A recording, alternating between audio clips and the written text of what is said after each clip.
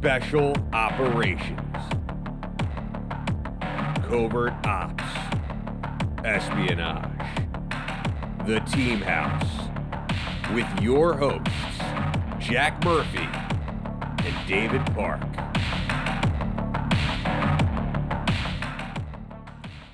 Hey everyone, welcome to episode 287 of The Team House. I'm Jack here with Dave, and our guest on tonight's show we're really happy to have here in studio, Dave Fielding. He's the author of Into the Darkness. Dave served in 1st Special Forces Group, and then he went on to be a Army intelligence officer. All kinds of fun stories, and some not so fun, but also a lot of good ones. So thank you for coming in, man. We're really happy to have you here tonight. Thank you so much for having me, guys. Like, seriously, this is a really big opportunity. See, that's how heavy the book is. Yeah. It might be thin, but you know, it's knocking stuff over the weight of the Knocked thing. over our coffee break. Yeah, exactly. Can't do that. But no, seriously, really great to be here, and just thank you so much for having me and helping me get that message out there. Well, and I mean, you went above and beyond too by comparison to some of our other guests. I mean, I got pages and pages of handwritten notes that you gave me with little PPs and wee-wees drawn in the margins. No, I'm just kidding about that part. But so let's jump into it, man, and start. Do that ad. You want to do the ad up Let's first? bang it out Okay. first. All right. Hey, so our sponsor for tonight, Private Internet Access VPN, PIA VPN. If you guys aren't using a VPN by now, I don't know what to tell you. Not only are VPNs good for conducting criminal activity, which none of you should be doing, but they're also good for protecting your privacy and your online safety. If you go to a coffee shop and aren't using a VPN or some other, using a VPN, you're subject to man-in-the-middle attacks, all kinds of just random attacks out there. If you're traveling through airports, if you're traveling overseas, you should definitely be using a VPN. The other nice thing about private internet access is you can get apps for your TVs. Did you know that you can get a whole different set of movies and shows on Netflix, on different streaming channels? If you use a VPN, you can set it for whatever country you want and check out all the great quality content that they don't let Americans see. So check out PIA VPN. They have fast servers in over 80 countries and every U.S. state. And honestly, you should be using a VPN all the time for your own safety. It's also great on your phone. I mean, use a VPN, use PIA VPN. So if you want all the benefits of private internet access, now's the time to subscribe. Head to PIAVPN.com. That's Papa India Alpha VPN, Victor Papa November.com/teamhouse and get an 83% discount. Seriously, 83% discount. You know something about VPNs, they're important. VPNs are very important. I never leave home without it. Definitely one of those things, especially if you deploy a lot. You got to protect your information. So check out PIA VPN, and back to you, Jack and Dave, and me. So Also, Dave. Also, Dave. so let's jump a little bit into, we'll start your story from the beginning, actually going way back to your grandpa. And I know he had an interesting military history. I mean, can you tell us a little bit about your family history? Absolutely, I'd love to. So my grandfather originally emigrated over from Great Britain when he was about 4 years old and settled in the Boston area. We come from a long line of bricklayers from Birmingham area, which is, I like to joke with my father and say that we're really good at manual labor. And it kind of transcends well into special operations, But his story begins in sometime in the 1930s. He joins the Marine Corps, and he was 1st Airborne Marine Group. He was a tail gunner on the back of the plane, and he served in the Philippines. But at that time, by the time he got out, America wasn't looking like it was going to war to help out in World War II. So he went up to Canada and enlisted in the Royal Air Force at the time. And because of his Marine Corps airborne experience, they made him an officer, and he was a navigator on a Lancaster airplane. And so it's kind of cool because he was in one of the first special operation units that the British had, he was in the Pathfinder group. So their job was they would fly far ahead of all the bombers and basically paint the targets for the bombers behind them, find the factories, find, the sensitive sites, the heavy water factories, all these things to, to thousands of bombers to come in and drop bombs on. He was shot down in February of 1944, and he was the only man that survived. He saved his own life by parachuting out of the plane. But to make matters worse, in the madness that happened, he lost his boots. His boots got blown off. Wow. And so he's running around evading capture for about 2 weeks. Where was this that he got shot down? I think it was he was coming back, he was on return from a mission from Frankfurt, is where I think is where he got shot down. I don't know where he ended up on the map of Germany, to be honest, but I behind enemy lines. Definitely behind enemy lines. Like, yeah, and it was kind of cool because one of the stories that he told my father and my father told me was when he was evading, he came up to a bridge and there was like a German sentry, and he sat there and waited. And he's like, I know this guy's got to take a piss at some point. And it's just kind of funny, in the moment, to see that thinking, to hear that thinking, right? And then later in life, going through SEER school and all that other stuff in the Special Forces qualification course, it's, to hear, think of those things too, learning from him. But he ends up getting captured, and then he did a death march through.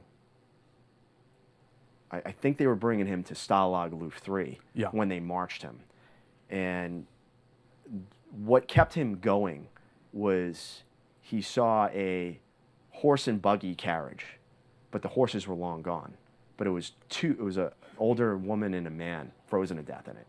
And he just said, I'm going to keep moving, man. I got to keep moving, right? And by the time he showed up to Stalag 3, they put him right in the infirmary because they were going to amputate his legs due to frostbite.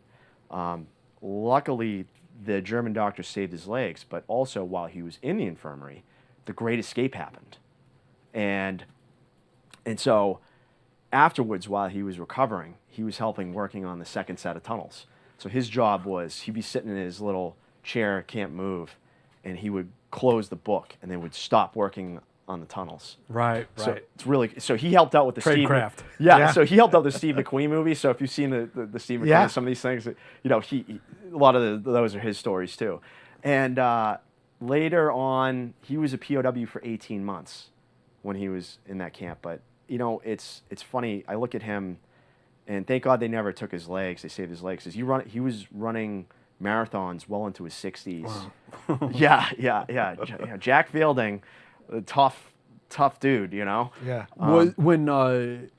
When your grandpa was liberated from the camp, I'm interested in kind of how that took place, because I recently read Jerry Sage's memoir, who was in the OSS and one of the founders, the daddies of Special Forces, and he actually fell in with the Soviets. The Soviets were moving in, and he ended up with this bizarre journey through Soviet Russia and eventually getting out through Odessa.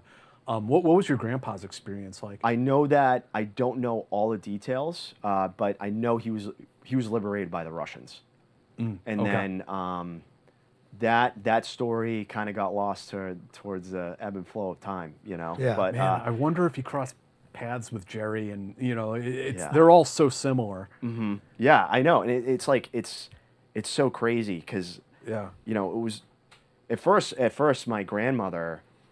Got a letter that he was KIA. And then 3 or 4, 6 months, I don't know how long, but it was several months later. A Red Cross she message. got a Red Cross message that he was alive.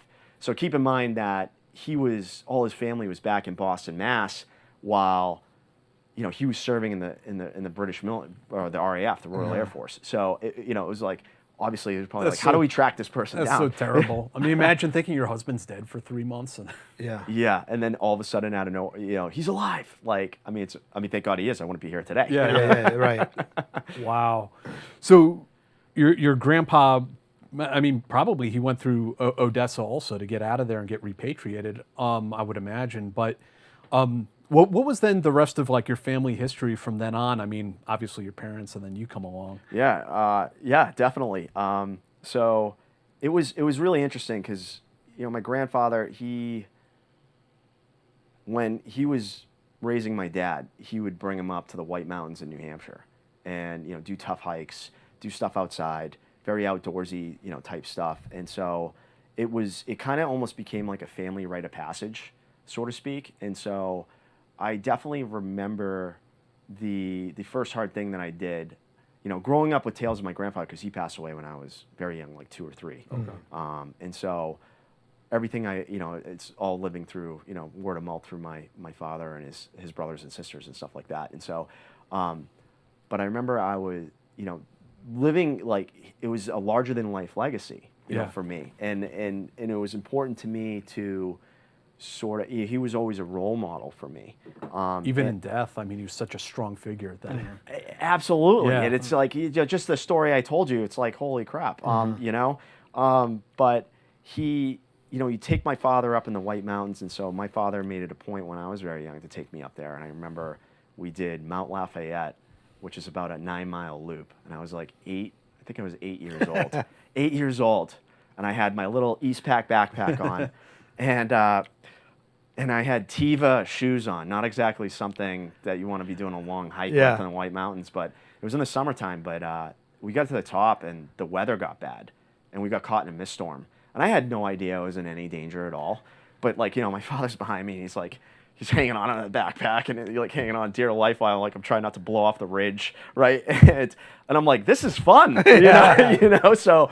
But at the time I was like, you're like flapping in the wind, like wee. Yeah, wee. Yeah. But I was like, I'm finishing this hike. 8-year-old me is like, I'm finishing this hike. I'm doing it for Grandpa. And it's like, and so it was his legacy made me always want to do hard things. Reach for the stars. Kind of, and it kind of led me into going into Boy Scouts. I found out I was like, oh wait, you guys go hike in the mountains. And you guys camp at elevation and all this other stuff. So I ended up becoming an Eagle Scout, but it was really good for me. I remember the first overnight I did in Boy Scouts, I was like 11 or 12, was winter survival, right? And probably, I think like a lot of the character building that happened in that night was being prepared, with the right gear. Pretty much everyone heard my teeth chattering across a wood line. Yeah. So I didn't have a ground pad, didn't have a winter bag, even a winter sleeping bag. And so I was like, oh, I'm never getting caught with my pants down again. So it was a lot of doing these things and just going up to the White Mountains all the time and having these challenging experiences, in thinking about what my grandfather stood for and how he was as an individual, and it kind of shaped who I am, and shaped kind of this sort of mentality of like, let's reach, let's do hard things, hard things build character. And, so it was like pretty cool. And that led, at a certain point in your life as a young man, you had, what exactly was it, a summer camp at Norwich? Oh, thank you for bringing that up. So it was a weekend camporee they had at Norwich University. So Norwich University is a military college up in Vermont, and it is not known for its acceptance rate. It's known for its attrition rate. And, they'll take you as you are, right? But it's very difficult to want to stay there. 4 years, not only you're dealing with adjusting, to be in a military environment doing cadet land stuff, but also adjusting to the weather up there too. It's like -30 in the month of January typically. But so I was on this, when I was in my Boy Scout troop, I went to a camporee, and I remember the early in the morning, 5 a.m., they wake us up with a howitzer. And the cadets are screaming and yelling. They're like, get out of bed, get the fuck out of bed. Right? And they're like kicking the tents. And they're playing Hell's Bells from AC/DC on the loudspeaker. And they're yelling at us. And in the midst of all the chaos, I'm looking around with this huge smile on my face like, this is fucking awesome. And I remember later on, I'm like, is this how it is every day? They're like, yeah. And I'll just say this, it was the only college I applied to. Was it like that every day? Yeah, your freshman year. Yeah, it was like that every day. And God forbid if you left your door unlocked to your room. You come back with everything. We call it. You get it hurricaned. Yeah. Turn upside down. So it definitely prepared me for a life in the military because by the time I fast forward years later, I'm at basic training. There's the penises. I knew they would be in here. Yeah, I knew they would be here. Peni. No, there's 3 of them, and there's stuff shooting. I think out of this- peni out is of this the one. yeah. I think peni is the So, plural. and then you get corrupted at a certain point by Master Sergeant Shane Bailey. I love Master Sergeant Shane Bailey. Corrupted in a good way. And very- influenced your life. Very good corruption. So here's another mentor or another role model to live up to. And so I was a freshman at Norwich, and I was like second semester, and I go to my biology class, and no one sat next to this guy. And he's in BDUs. This is back when we still wore BDUs, right, before the ACUs and stuff like that. And he had his power tower, right, long tab, Special Forces, Ranger, Airborne. And no one else sat next to him. And I was like, all right, cool, I'll sit next to him.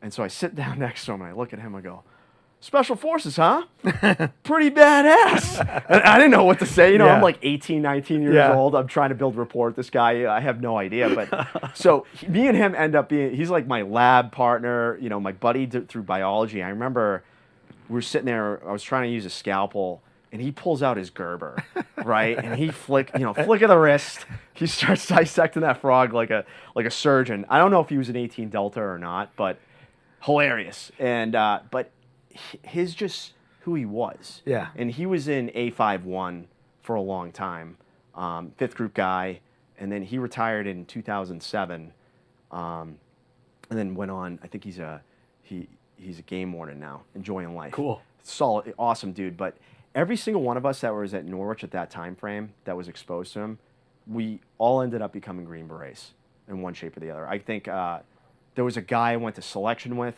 just happenstance ran into, that I went to Norwich with, same class year. Found out that there were, and it was really funny because I was just running into guys from Norwich, and we all signed up for the same thing. We wanted to be like Shane, man. Yeah.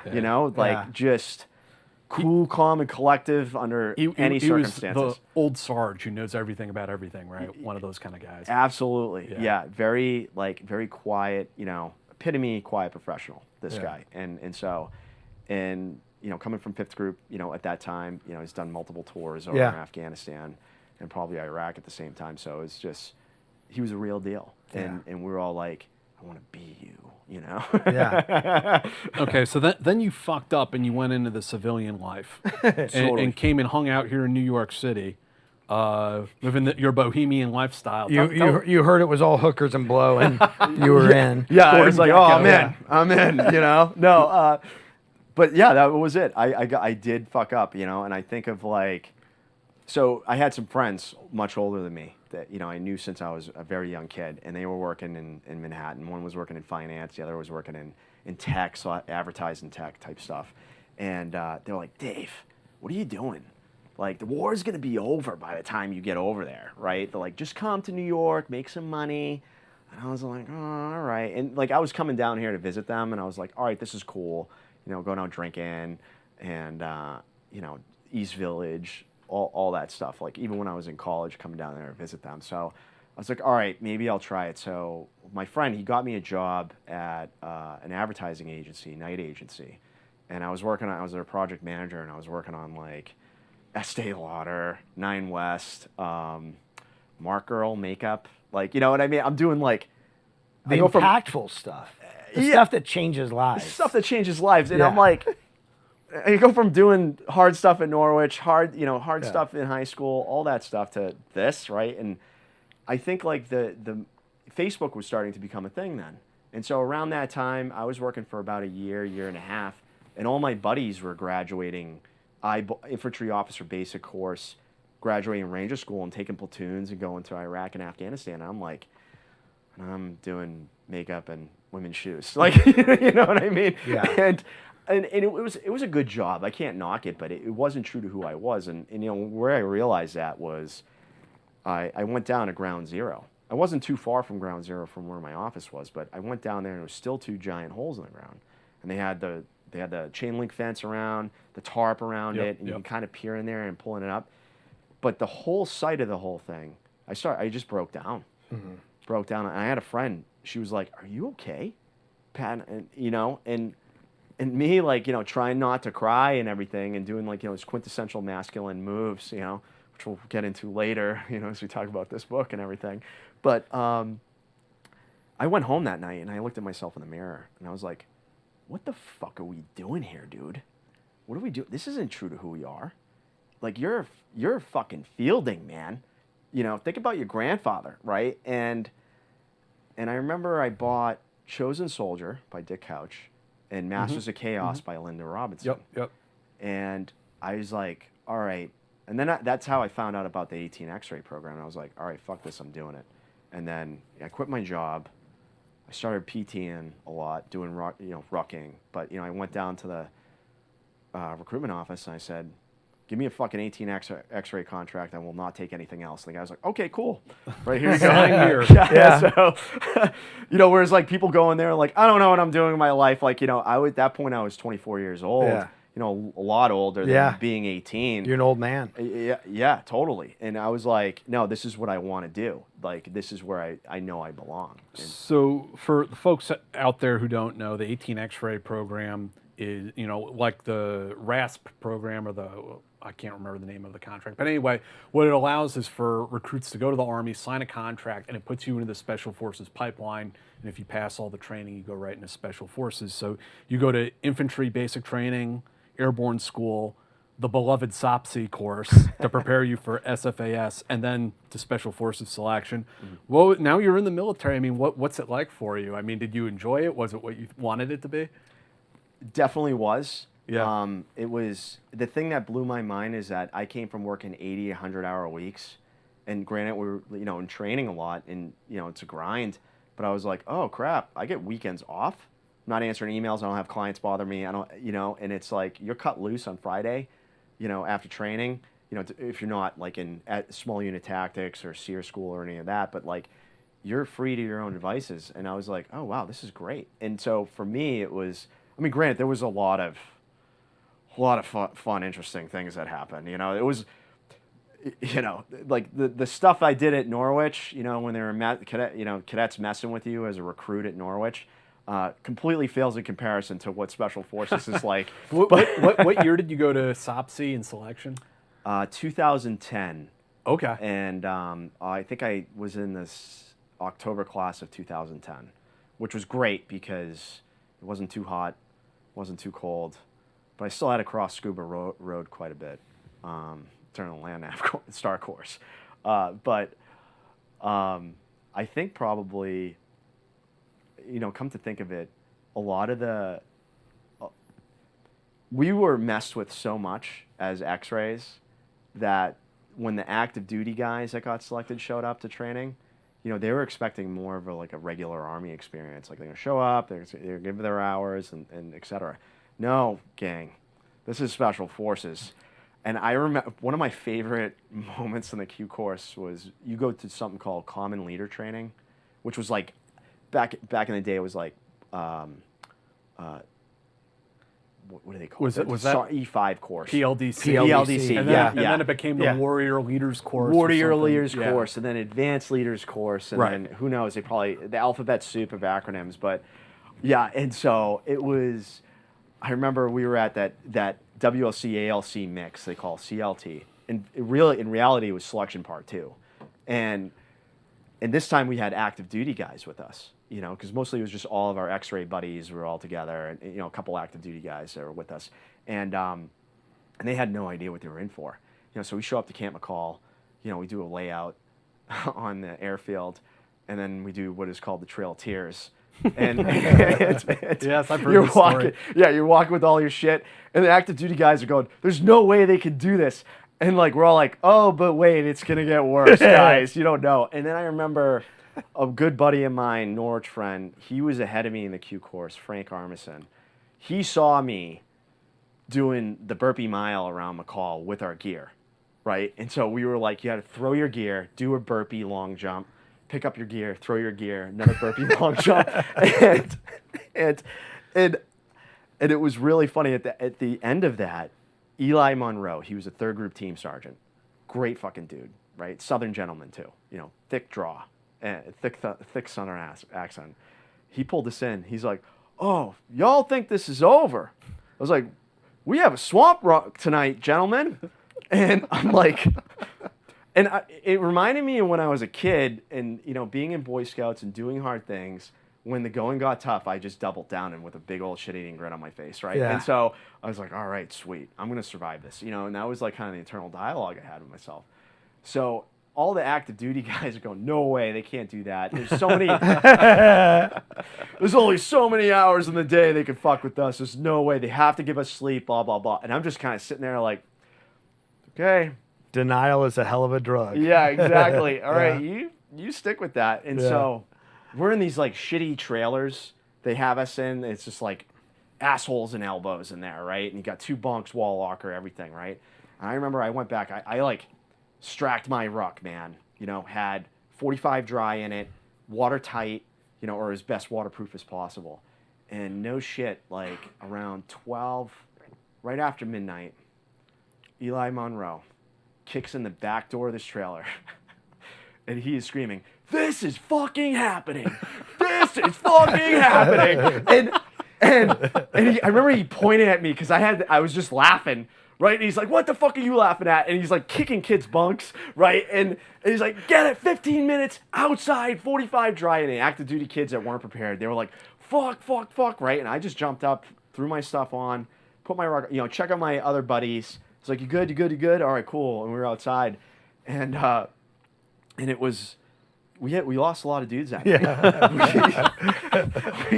we lost a lot of dudes that night, I'll say that. And it was just so funny. Before we even started the ruck, they took us to a little pond, and it was like they were all they would check our ruck first for weight, and then they would baptize us in the pond, and then we'd started the ruck soaking wet, and you just can't help but laugh of how bad the situation is. Yeah. And you're just like, the only way out is through, man. Yeah. And that is probably one of my core memories from the Q course. And you were the honor grad from the 18 Echo course, the Special Forces Communication Sergeant training. Tell us about, you get assigned to first group, ODA 1111. Tell us about your first real Special Forces experience, showing up on your team, meeting your team sergeant. So my first experience, I was still at Bragg at the time. And it was, I want to say September 5th. It was September 5th, 2012. And I'm just sitting waiting around for orders, right? Or I had my orders to go to Oki, but when you go outside the U.S., there's all these wickets you have to meet, paperwork, bureaucracy-wise, right? So I was like doing all that to try to get out there. I have an email from the ODA 1111 team sergeant, and he says, "Hey, we just lost a dude, KIA, September 1st. You're coming this team. You better be fucking ready, dude." Mm-hmm. Right? Well, he didn't say dude. That's a very Boston thing. But and I remember I was sitting in the barracks and I got that email and I was like, oh God. I went out and I ran 5 miles. I ran down Ardennes. It was about like 2.5 out, 2.5 back. And I like ran my ass off, right? I was like, holy shit. And the gentleman was Staff Sergeant Jeremy Border, and I had no idea, but the ODA that I was going to just got off the commando mission in Afghanistan, and so I'm sure you guys had people on here, and for the audience is that doing the commando mission in Afghanistan, that was some real shit. Yeah. You were on 4-day op cycles. You're going out doing a raid, resetting, getting reinserted, doing another raid. Doing SSE, all that other stuff, right? And just ops keep on rolling. They did that for 6 months. Mm-hmm. And Jeremy was the heart of the team. He really was the heart of the team. He was the 18 Bravo, but really he was the kind of, the shadow government of the team. Not that he was but he was the deep state. He was, all the guys listened and respected him. Yeah. And it's really amazing because, you think like rank has anything to do with it, him being a staff sergeant, but no, he was just a very competent warrior, very competent at his craft, in terms of, leading that team from the, being the 18 Bravo weapons and tactics, doing the, direct action raids, so it's, he was a driving force of the team. And so I showed up to the ODA, and I showed up to the 1st Battalion with there was 15 of us, Buck Sergeant, Cherry, 18 X-rays, just the, lower than pond scum, right? And, you just got to keep your mouth shut and just pray to, be good at your job. And that's it, right? You're there to learn. And so the Q course is humbling enough as it is. Going to a team is even more humbling, because now I'm with warriors, not just warriors, that are far removed, guys that are hot out of theater, right? Still dealing with the loss of a great friend, and it was, for us, luckily, they all understand we were new guys, and so they took us all under our wing, but for the most part, a few months after that, we lost a lot of senior guys, and then it was up to us, all the new guys on the team. But I had, I like to equate my leadership at the time to the big three in the Celtics, Ray Allen, KG, and Paul Pierce, back in the day, so throw the Boston Roots thing. But our warrant, our team leader, and our team sergeant were fucking awesome dudes at that time. And they understood. They were and they were all multiple combat deployments. They knew what we needed to do to be great. And the good thing about where we were at is that we didn't have any bad habits. It was only up from there. And so it, we had a, growing into this role, and watching me go from new guy to senior guy. Because I remember as soon as I showed up, I was slated to go to training. They sent me to ASOT, and I was like, huh? And that was a kick in the nuts. Do you want to tell people what ASOT is? ASOT is basically advanced recce course. It's an advanced reconnaissance course, right? It teaches you it exposes you to a lot of tools of the trade, to how do you get close target reconnaissance, through, different means. And so you do a lot of urban hide sites, moving in an urban environment, blending in.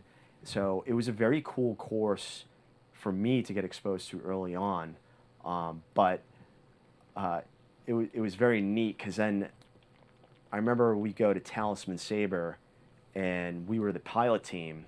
So Talisman Sabre is a big exercise that happens in Australia every year, and for us it was an unconventional warfare exercise, and my team was tasked to be the pilot team.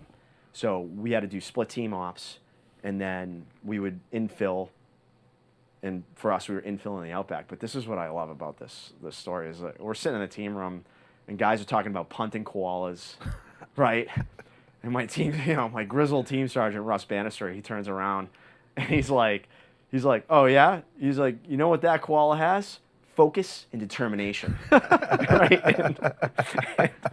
And it's he wasn't fucking kidding, right? And you want to talk, so we infill, we do our job, we get the follow-on ODAs, and we're all high-fiving on the X, split team ops, and we're exfilling. Our half of the team's exfilling, and Russ is with me, and our warrant officer Cliff, right, and I guess we were kind of the more chill half of the team, because they were the old timers, whereas the other half of the team had the team leader, and he was a hard charger, right, so but we were exfilling, and I remember the 18 Bravo, he's coming up on a creek. Oh wait, I gotta caveat this. Before we even started the exercise, the SAS, the Australian SAS, they give us a brief, and they're going through all the flora and fauna. Right, because everything is poisonous there. Everything is poisonous. So flora, these are the plants that can kill you. The fauna these are all the animals that can kill you. And Russ is sitting in front of us, and we're kind of all sitting back, and this SAS guy is like, yeah, you don't want to get bit by this bugger, you're fucked, right? And here was the thing, most of the stuff would kill you in 15 minutes, and medevac was 45 minutes out. Yeah. So it was the real thing was don't get bit, right? Or don't get hurt. And I remember he pulls up this slide, and it was this monstrosity, And he's like, this is the bird-eating spider. And Russ, he turns around and looks at us. And he goes, motherfuckers, I told you, bird-eating spider. and I remember, we're ex-filling, and we were on foot, and we had to like make our link-up point to get picked up, and end of exercise or whatever. And Russ's thing was like, we're not getting wet, whatever we do, right? And this was his like last year on a team, right? And salty, massive. He's the guy going, I'm too old for this shit. Yeah. I'm 3 days from retirement, exactly. type of shit. So it's just like, we're all like, yes, Rasu-san. That was our nickname for him, Rasu-san, right? And so we're going through this dry riverbed, and we're trying to find a like good part to jump across, and no shit, like the SAS is like, there's no crocs that far inland in the outback where we were. Okay, all right, dude. Yeah, I took that word too strongly, but I'm in the back. I'm rear security, and we're in a file. We find this like perfectly opportune spot to jump across. Well, it just so happens that the entirety of nature is also crossing that spot. So it attracts certain predators. Yeah. And no shit, like, it's at nighttime and I got my nods on, and like I see this thing like straight out of National Geographic, like just start coming. It like hears us rustling the leaves, and it comes up, and it was like a leather bag floating coming up. And the point man is Greg, and I'm like, Greg, croc. And he turns around and goes, what? I'm like, croc, fucking crocodile. And before I knew it, he was behind me. And then Russ is like, let's get the fuck out of here, right? And we ran, and just a bunch of city slickers, dude. Like, and we didn't, we didn't have any, we didn't even have sim rounds. We're busting through the outback with like, wild boar, crocodiles, and goddamn bird-eating spiders, which deserve to be shot on sight, like, and with nothing. And I remember me and the senior Charlie, we take point. And we're coming up on, we move around, get up, we're going through some brush, getting out of there. And some pheasants just like get startled. They go, "Hurr!" and the senior Charlie falls ass over tea kettle on me. And everyone in the back was like, what the fuck was that? Right? And we were just super spooked. And like, it was just so damn funny, man. And that's hilarious. And just shit like that, like you can't, you really can't make up. And like, I love shit like that on an ODA, man. Yeah. Like, we're all just going through, it doesn't matter how much of a grizzled combat veteran you are. Yeah. We all have our limitations. And it's like, it's not even that. It's just like anything in that bush could kill you. Yeah. Yeah. Oh, so let's talk about OEFP. And as I'm reading this, Danny Pomonog. Yes, I know Danny. Ooh, he's a good guy. Very good. Yeah, dude. I've hung out with him out at Camp Magsaysay. Yeah. Fort Magsaysay, man. Yeah, that's the heart of Filipino Special Forces. Yeah. It's like their equivalent of Fort Bragg or quote unquote Fort Liberty. Yeah, he's a nice guy. I owe him a Starbucks Frappuccino. He will probably hold me to that the next time I see him. At the time when I knew him, he was a colonel, and then I think he retired as a 3-star general, SOCOM commander in 2019. And so for the audience, Danny Pomonig is basically a legend in the Filipino Special Forces community. He is known as the hero of Zamboanga. So in Zamboanga at the time, he was a colonel of their Tier 1 unit. And he basically, there was 300 Abu Sayyaf fighters. It was a mix. In the Philippines, you have all these different terrorist groups, these offshoots. But this one, they assaulted and sieged the city of Zamboanga, these 300 fighters. And they just spread out, and they were killing people, burning shit down, terrorizing everything, trying to kill armed forces, the Philippine soldiers, etc. Right, and him and his crew, they fought for several days.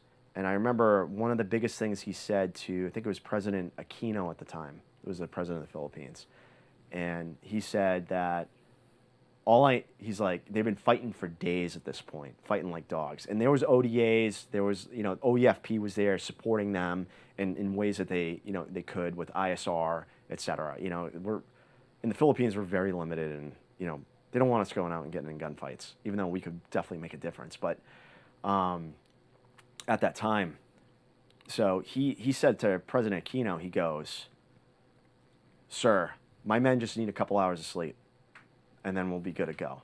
And literally, like, because they were like at the bargaining table with them almost, and it was like, no, we're going to continue mission. And that's like one of the things I love about Danny Pomonik is that he's, I mean, like us, understands that the mission is the most important thing. Even when the odds are against you, it doesn't matter. And so they pushed through. They ended up being victorious. They ended up killing a lot of those, guys. So Did you ever meet a light reaction commander named Ted? probably. Ted's a really cool guy, and I remember some of his. Actually, Ted was very reserved when I spoke to him about what he did. But some of his lieutenants told me, they were lieutenants at the time, telling me stories about Ted taking them into Zambo, and like, we're gonna put our talk right there in that abandoned schoolhouse, like right in the middle of the battle, and like they go up there, take it by force. He sets up his field headquarters there, and they fought for like days out of that place. Hardcore guys. So one of his lieutenants I worked extensively with on that deployment was Lieutenant Salazar. And you probably know that name. Sniper? Yeah. Yeah. And great dude. Great dude. But Really good guy, yeah. yeah. And here, it's funny because like OEFP, I don't have Afghanistan, I don't have Iraq. This is like my first quote unquote combat deployment, right? And so there's a lot of, you're not that confident, right? You just don't, you're insecure, right? You're like, here I'm at sheriff. And I was the guy, I was on this counterterrorism liaison coordination element. So I was doing the combat ops. It was like for the rest of the company, it was like an extended training, Right. Extended training, working with the host Advising, nation. assisting. Assisting. And so, we're going after Marwan. We're going, the first op I did, we were going after Basid Uzman.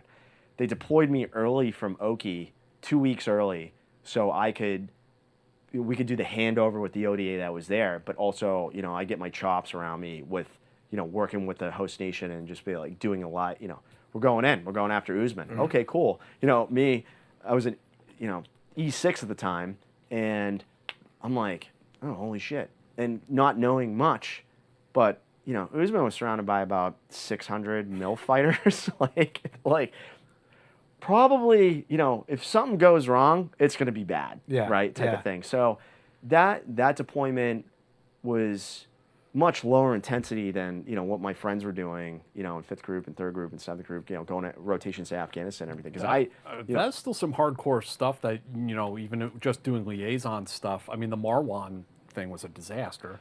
It was, and I definitely want to talk about that later. But one of the big, one of the ops where, and this is what I really like talking about, like what it means to be a Green Beret, and especially a first group Green Beret, is, you're not doing something, it's by, with, and through. By, with, and through. With host nation, whether it's a guerrilla force, all those things that we learn in Robin Sage, they all apply.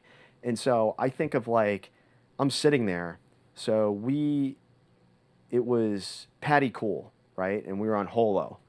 And there was 2 German kidnap victims, among several other kidnap victims. And it was an offshoot of Abu Sayyaf group run by Sawa John, and I think like loosely Sahiran. All these names might be familiar to you, type of thing. And those guys were like the Holo, Basilon, Tawi offshoot of Abu Sayyaf group. And so they had these kidnap victims, and Danny and the boys forward deployed, and me and my 18 Delta were waiting on air to get out there, and they ended up losing 15 guys to a friendly fire incident. Wow. Yeah, they were about 1 kilometer south offset from the Abu Sayyaf base, and it turns out that they weren't leveling the bubbles on the 120s. The smoke that was running the pit wasn't leveling the bubbles. I sent a JTAC over there who was, there was also an MSOT team that was working there too. And so we show up, and you want to talk about some loss of rapport at this point. Yeah. And I remember me and him were sitting in this. Were those American 120s or Filipino 120s? Filipino 120s. Okay. Thank you for. So for people who don't know, we talk about the mortar, the 120 mortars, and leveling the bubbles is like getting them, make sure they're set and centered every single time. Yeah, if the bubbles right? aren't level, Yeah. the rounds are going in the the wrong rounds direction. the rounds aren't going where you think they're going. Yeah. Thank you. Yeah. I mean, but basically that's what it is, and they were 1 kilometer off target. That's pretty significant. Massively. Yeah. And all it was one round. One round came right into their little talk that they had that me and the 18 Delta were gonna forward deploy to, right, to help them run their raid on the camp. And so, and I just think I remember looking at the 18 Delta, I was like, we could have been dead. Yeah. And luckily, like air. We like to say Air fucked up. Yeah. Air fucked us. Yeah. They didn't that time. Yeah. So, but here I am. We're down half a company now, half a company of dudes, and I think it was 10 wounded in action, 5 KIA, and Danny's like, dude, I'm pulling out. And I had orders from the task force commander. He was like, this shit's happening. Make this happen, right? And also he was like, I think it was Colonel Warman at the time, or I forget who it was, but he was like, whatever you need to make this happen, we got you, right, type of thing. And it was great because I had leadership buy-in, et cetera. But so I'm sitting with Danny. We're in this open air concrete building in the jungle, drinking Imperador Light, which is the drink of not San Migs. Not San Migs, but Imperador Light is this Filipino brandy that is the drink of choice by the light reaction battalions, right? So, you're drinking it. That's a report thing. You got to drink that. And so, I'm sitting there and we're sipping on the Imperador Light, and I'm like, so, tell me what's going on. He's like, we're pulling out. I'm like, well, why? Not simply, not going to just sit there and be like, okay, cool, all right, we'll meet you back in Manila type of thing. No, like, make this happen, man. Yeah. Make mission. Yeah. And he goes to me and he like leans in and he's like, I can't stand to tell another mother and father that their son is dead. And here I am, Cherry E6, right? Yeah. First deployment. And I'm trying to, understand this guy. Yeah. And I sit there for a second and I said, do you remember what you said to the president of the Philippines? My men just need a few hours of sleep and we're getting right back after it. I was like, whatever you need, we're going to support you. Medevac, everything. I was like, and he's sitting there, he's thinking about it. And me and him are going back and forth, And all I did was I just gently reminded her who he was. Yeah. And, I'm like, you know what, Danny, we're guys, we're all about the mission. If we pull out on this mission, those guys died in vain for nothing. Yeah. To a friendly fire incident. And I'm pretty sure most of your men want to live up to that. And remember, he kind of like sat there and thinking, he goes, all right, I need 2 more companies. I'm like, whatever it takes, And then we continued mission, with it until we couldn't anymore, But it was really interesting that, that deployment for me was a lot of the human side of things. Mm-hmm. And I think of like, when you're a Green Beret, this is a lot of the stuff that you do. Mm-hmm. You're not always going to be kicking in the door. Hey, granted, we all sign up to do Mac v SOG stuff. Mm-hmm. Jawbreaker Juliet, all these really cool, storied things of unconventional warfare. So was this the mass count incident that you're talking about here? And the 18 Deltas got to go to work on some of these guys? Yes, and so for me, that was getting a taste of what it was I signed up to do. Yeah. And I would say probably that afterwards we're doing, we're supporting this op. We're running ISR every night. We're trying to get some sort of BDL on where these kidnap victims are at, so we can actually do the raid and it be successful, right, to a certain extent. And because we were estimating it was about 60 to 80 Abu Sayyaf dudes, in this camp. And so like we ended up, we had a supporting element, Filipino Marine Corps element that was a complex ambush. And They got caught in one? they got caught in one. Okay. So IED plus opening up a whole lot of 5.56 on them. A lot of Abu Sayyaf that carry M60s. They get their hands on M60s. A lot of like old Vietnam era U.S. made stuff. So these guys made it back to base. They had 1 KIA, and there was 5 other wounded in action. And it's like, all right, I'm jumping in. I'm going to do my training. I'm going to, me and the 18 Delta are going to start working on these guys. And I remember we had this one guy who was the driver, and he was the most fucked up out of anybody else, right? And so, like, I remember gunshot wound, tension pneumothorax. So tension pneumothorax is when one side of the lung cavity collapses. And you have to basically plug the hole and then release the pressure on the opposite side to kind of, I don't know the science behind it, but I know that's what you got to do. Yeah, the tension pneumothorax, what happens is there's a hole in the lung, but the danger of a tension pneumothorax is that when people like breathe in or whatever, that air fills the gap between the lung and the thorax. cavity. Yeah. Yes. So that pressure keeps building and it starts to collapse the lung. So you have to do some sort of decompression on it. And I remember, there was a whole lot of things. I did a intraosseous, because at the time our standing operating procedure, if someone's unconscious, we IO them, push lidocaine, push the bone marrow out of the way. And this guy, they loaded him up with ketamine as soon as he came in to kind of calm him down a little bit, after getting his vitals. And I remember he woke right up when I did that. And I was like, oh God. I look at my 18 Delta, he's like, you're fine. Yeah. You're fine, right? And this is, my 18 Delta, this is his first time doing any of this stuff outside the Q course too. So it's like, me and him, and I remember I helped him. There was like this machine he had. I don't know the science of it, but basically we had to put it in his gunshot wound in his lung to stabilize his lung cavity.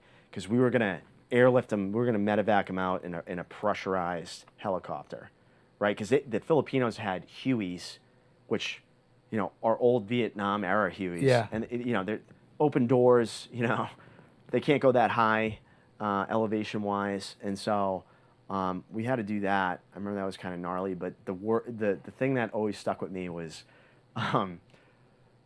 his tourniquet wasn't tight on his arm. Because he got shot, he had a 5.56 round, entry wound on the outside, exit wound, bicep was gone. Right. Right. And I remember the audible sound of the meat of his arm plopping on the table, and my 18 Delta going, oh, that's not good. That's not good, Dave, right? And we packed him up and everything, but I remember the funniest thing he said that night, and this is the only time I ever smoked a cigarette in my entire life, and he's like, we packed this guy up, and he was like, Jesus will not take this one, right? And it was just so fucking funny to me, right? And like, the proudness of watching him, go from new guy, doing his training exactly what he set up to, and saving some lives. And it was really cool. So you're saying 5.56, but the M60s are 7.62, right? And then the AKs are 7.62. Were they firing? They had M16s. Oh, M16s. M16s, and they had M60s. Okay. Yeah, so like. So they had a lot of Vietnam era small arms, whatever they were. Yeah. Yes, but it was definitely the size of the entry room was small, right? So it was like a 5.56 round, like quintessential 5.56 round. It's really cool to hear this story in the sense that the cooperation between the American and the Filipino forces, and a lot of people here in the States don't understand. Like when I went and visited, and I didn't even realize this existed until a friend took me there. Huge, it looks like Arlington, and it's the American and Filipino soldiers buried together from World War II in the same cemetery. It's an incredible relationship that goes back like over 100 years at this point. I remember going down to a Filipino Marine Corps event down in Tawi-Tawi, and the guy stands up and is given the presentation of all like the NPA and Abu Sayyaf guys they killed that year, like 14 July, 6 KIA. Hurrah! it's like the American Marine Corps. It's like, holy shit, like, what have we done?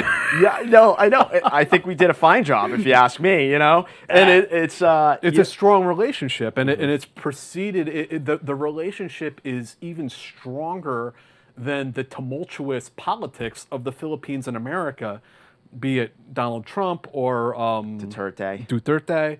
That relationship between military to military persists, which I think speaks to what you and your teammates did. Yeah, for sure. Absolutely. I mean, it was all about rapport. You know, I mean, that's what they beat into your skull. Rapport. You know, be technically and tactically proficient first. You know, everybody on the ODA is a shooter first. You know, but you know your MOS, know your job. But it's also all the people skills, having the emotional intelligence. You know, reading the room, reading, you know, what the host nation's feeling, you know, listening to their concerns, but it's also the camaraderie. You cannot beat the fucking camaraderie, especially with them. Like, and I think, you know, the stronger the bond you have, you know, the easier it is to do hard shit with the host nation. Yeah. And that's something that separates Green Berets from everybody else. Well, and it's interesting too, and I'm glad to hear that you and others of your generation and you know, had that sort of attitude, because I think like during the GWAT, because the sexy part was in the kicking in the doors, so many guys in the Green Beret, so many guys in the SF community were like, well, we don't want to do that, you know, that host nation shit. Like, we're door kickers. Like, you can't be a door kicker with 12 guys. Like, you in a semi-permissive environment, like, you need those host nation forces or those other forces to help you do that. Absolutely. And I think like that's exactly what the experience was like. Yeah. You know, I signed up for the Adventure Plus package. Yeah. Don't get me wrong, man. I was ready to go die with 11 other of my best friends on the side of the Hindu Kush, dude. Right. Like, you know, but we sign up for the action, but the reality is that's where we make all the money, is in those relationships. So that was actually the vibe for a lot of us. Yeah. And you know, we all signed up, you know, we wanted to do the job. Right. You know, right, wrong, or indifferent, however it came, we were happy to do the job, you know, to wear the Green Beret and to serve, you know, in the capacity that we did. So I think it's being in Okinawa, being in 1st Battalion, 1st Special Forces Group, you're forced to be creative, right? So you're working with senior guys that majority of their career, they were door kickers. Yeah. Commando mission in Iraq, right? And that's all that mattered, right? If you were, you know, Afghanistan, Iraq, no one cared. Nothing else mattered. My sergeant major at the time knew I had a crazy flare in my eye, and he was always like, all right, I got to pull on this guy. He's he's itching to get in a fucking gunfight. Put you in a body leash. Yeah, exactly. Whoa. Like that whole mission in Patty Cool, he was like, where the fuck are you? Right. He's like, you will send me 6-hour updates of where you are on the map, right? Like, and it was just like, because he knew. Yeah. He fucking knew, right? And as a dude who's been there himself, right? And so, but it allows you, it teaches you this creativity. So I go to become the team's 18 Fox, which is the Special Forces Intelligence Sergeant on the team. And you're doing, you know, you research intelligence and you see what the enemy is doing. And then you help devise mission and operations with the rest of the team. So in lieu of being in a combat environment or going to Iraq and Afghanistan, which I always wanted to do, I was going to make the most of it where I was. You know, and so being a good Green Beret is, what's the number one rule? Figure it out, dude. Right? Yeah. Figure it out. So, I did two J sets to the Philippines 2 years after that rotation, right? And I ended up, I was like, you know what? Here's the idea. I'm going to train them on F3AD, find, fix, finish, exploit it, assess, disseminate, right? So F3AD is the process that we use in counterterrorism, intelligence not just intelligence operation, but the whole counterterrorism life cycle. Right. Is you find the bad guy, you get a fix on their location, you finish, airstrike, raid, however you need to do it, And then you get all the intel off of that, and then that feeds into the next cycle of operations. And so I went there. It was like early 2016, and this was this served as I'm all about crawl. So being a Green Beret, you guys remember this, crawl, walk, run methodology. All right, I have an idea for a concept. Let's crawl first. So I go down there. I'm working with the PNP, the Philippine National Police Force, and they're targeting all these bad dudes. And so all I really did is I went in there using my 18 Fox knowledge. I realized that they had no way of visualizing their intelligence at all. Like they would, they're calling human intelligence sources. They're talking to action agents, all these other things, principal agent networks, stuff like that. But they're not putting it on a map, and they're not drawing line. Just make them a coup. Military combined obstacle overlay. And so I just give them a very simple class in that.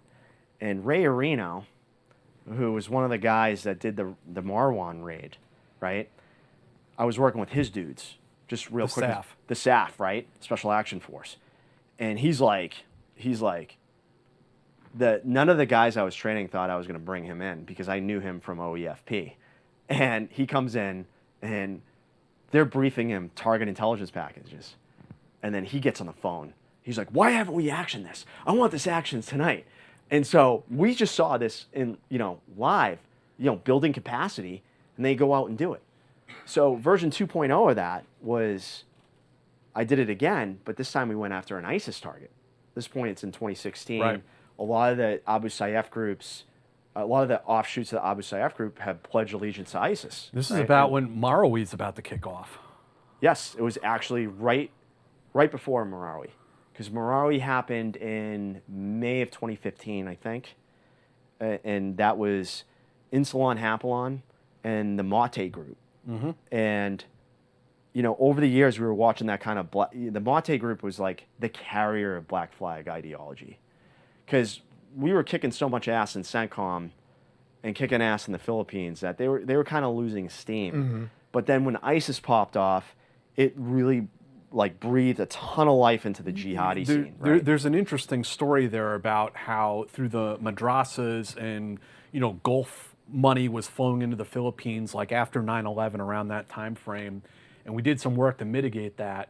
But then as ISIS pops off, to what you're talking about, some of these groups pledged allegiance to ISIS to try to acquire overseas international funding.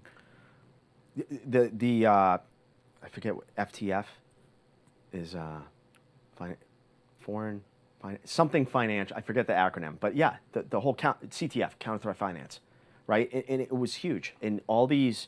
They were trying to raise their profile. Right. Yeah. They're out there basically like they're like what are the baseball team, the minor leagues, or not even the minor leagues, but like the little the AAA. Yeah. they're out there like AAA teams, like trying to say, hey, look at us, send us some cash. That's not far off, man, because these guys 100% these guys were accurate, like bandits. Yeah. And then all of a sudden they actually we're ISIS. Yeah, if we say we're ISIS, maybe we'll get some of that maybe we'll big get some money. Yeah. And that was the thing. You saw that with Abu Sayyaf group in the early 2000s when Al-Qaeda was, had all the street cred in the world of who they were. But then, you fast forward, ISIS takes over the bank in Mosul, gets access to what? It was like $250 million or something like that? I still have a trouble processing this story that there's $250 million in a bank in Mosul. I have a hard time with that. You're the intel wait till guy. I tell you about the gold in Fort Knox. No, I know. I have a hard time with that story. But they were doling out $2 million to, you pledge to be a Waliya, we'll give you $2 million. Yeah. And so, who's first in line? Hapalon and the boys, you know what I mean? Like they were like, oh yeah, well we got a free $2 million and we get to do this. Oh, we got to basically, do a siege. Okay, and at that point I was on battalion staff waiting to get in the position, to go the intelligence officer, do the intelligence officer thing. But I was doing a lot of support for those guys as an 18 Fox, and they did a pretty good job, and. We got them, and it was a huge celebration because every single first group Green Beret at one point in their career went after Hapalon. Yeah.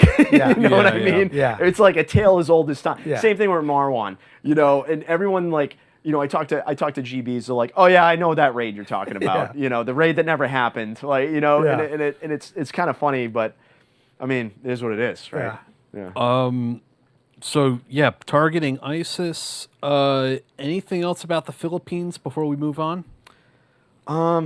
No, it was just funny. I remember that ISIS target that we brought down or helped bring down. It was all the Filipinos that did it, but I remember like they were like, "Hey, thank you so much for that J set. That was very critical in us being able to get this target." And at the time, it was General Fenton was the SOCPAC commander. Right now, he's a SOCOM Brian commander. Fenton, yeah. And he's like, front of the line in the sit rep, man. That goes front of the line of the sit rep. And it goes up to SOCOM. And I remember I was on battalion staff at this point. I get a phone. I remember my S3, great dude, but he was not going to take this phone call. And he was like, "Oh, Sergeant Fielding, it's for you." It's like I think the deputy director of operations, G3 SOCOM, and I was like, "Oh," and they were like, "What the fuck did you do?" Right now, and I told them the story. I was like, "We just build partner force capacity so fucking well that they had the confidence to go out there and hit it themselves." Yeah. And he's like, "Beautiful, cool, we're good." Right? And I'm like, oh shit. Yeah, well, I thought I was in deep shit. You know what I mean? Well, thankfully you had an alibi, right? Like you guys were on your way out of country when it happened. Totally. We were on a C-130. No way. Yeah. None the wiser. Innocent, Right? bro. The glove does not fit. You must Exactly. Exactly. Yeah. There's no way we had our hand in that. Yeah. We were on our way. Yeah. You know? Yeah. So, okay, somewhere around this time frame, this idea of, the Army intelligence comes into your mind somehow, some way. So I guess the question first off is, were you spooky and did you feel the love? Definitely felt the love. And so I was reading a lot of spy novels at the time. And Tinker Tailor Soldier Spy, that whole Carla trilogy by Le Carre, excuse me, and a variety of different other spy novels and stuff. And so the whole idea of human intelligence operations was very cool to me. You see it a lot in movies. And you'd been to ASOT, you'd been to 18 Fox Course, yeah. So you had a bit of the analysis piece, and you had a bit of the trade Plumbing, the tradecraft and whatnot. A little bit, yeah. A little bit, a taste, yeah. Yeah, a little bit. Yeah, exactly. Yeah. Just a taste. A sampler. Just a tease. Yeah, right. I'm like, this right. is a tease. I want to go You all saw in. her ankle. Now you want to know what that knee looks like. Yeah, give me the knee. Let's go. We'll go from there. You know, by the time I get to the knee, I'm sure I'm good, right? Yeah. But like, and that's really what it was. And so we had two individuals. They came out to the battalion and they briefed us on this program. And they would basically, it was like, hey, this is the path to become a case officer. And, you can do this, you can do that. And, for me, I was pretty tired. Even though at the time when I was in Okie, I was gone on average 8 months, out of every year. Mm-hmm. It was always like, after OEFP, I got a little bit of downtime, and then it was like 18 Fox course, then Thailand JSET, Philippines, training here, training in Korea, Nepal, all over the map. And so I was married at the time. Mm-hmm. And I'm like, hey, clock's ticking. Yeah. I think it's time that, we start thinking about having kids. And I kind of looked at that career as being, this is going to sound insane. So you think being a spy is more stable than being on a ODA? 100%. Right. Right. Right.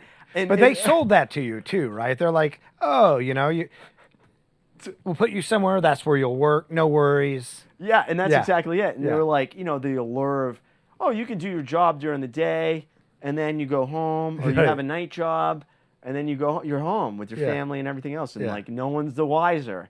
And that was kind of cool. But I was also attracted to the fact of like just sheerly being able to get away with shit. Yeah. Like the excitement of like getting away with something that Yeah. was technically illegal. Yeah. And this is like kind of, there is a dichotomy of being an intelligence officer, a human intelligence officer, right? And it's, I remember in high school, I'm an Eagle Scout. I was a varsity athlete, solid B student, You know what I mean? I had Yeah. too much going on. But then by night, me and my friends, you know, we were showing Knocking up over liquor stores. yeah, showing up to house parties with Right. turntables and microphones, Right. right? And Right. and like emceeing house parties and you know, running beer for the town, Yeah. right? You Yeah. know, with all the other high school kids. Yeah. So it was like the right amount of like, all right, this is like kind of a balance, and it was like something I understood inherently, just who I am, and I kind of looked at it as fun. And for me at the time, I was like, I get to work by myself. Yeah. And the challenge of that, because Yeah. there was a couple ops I did just in, you know, Southeast Asia that I was doing singleton stuff, Yeah. you know, or just, you know, 2-man teams too. Yeah. And so it was like this idea of being armed with nothing more of our wit.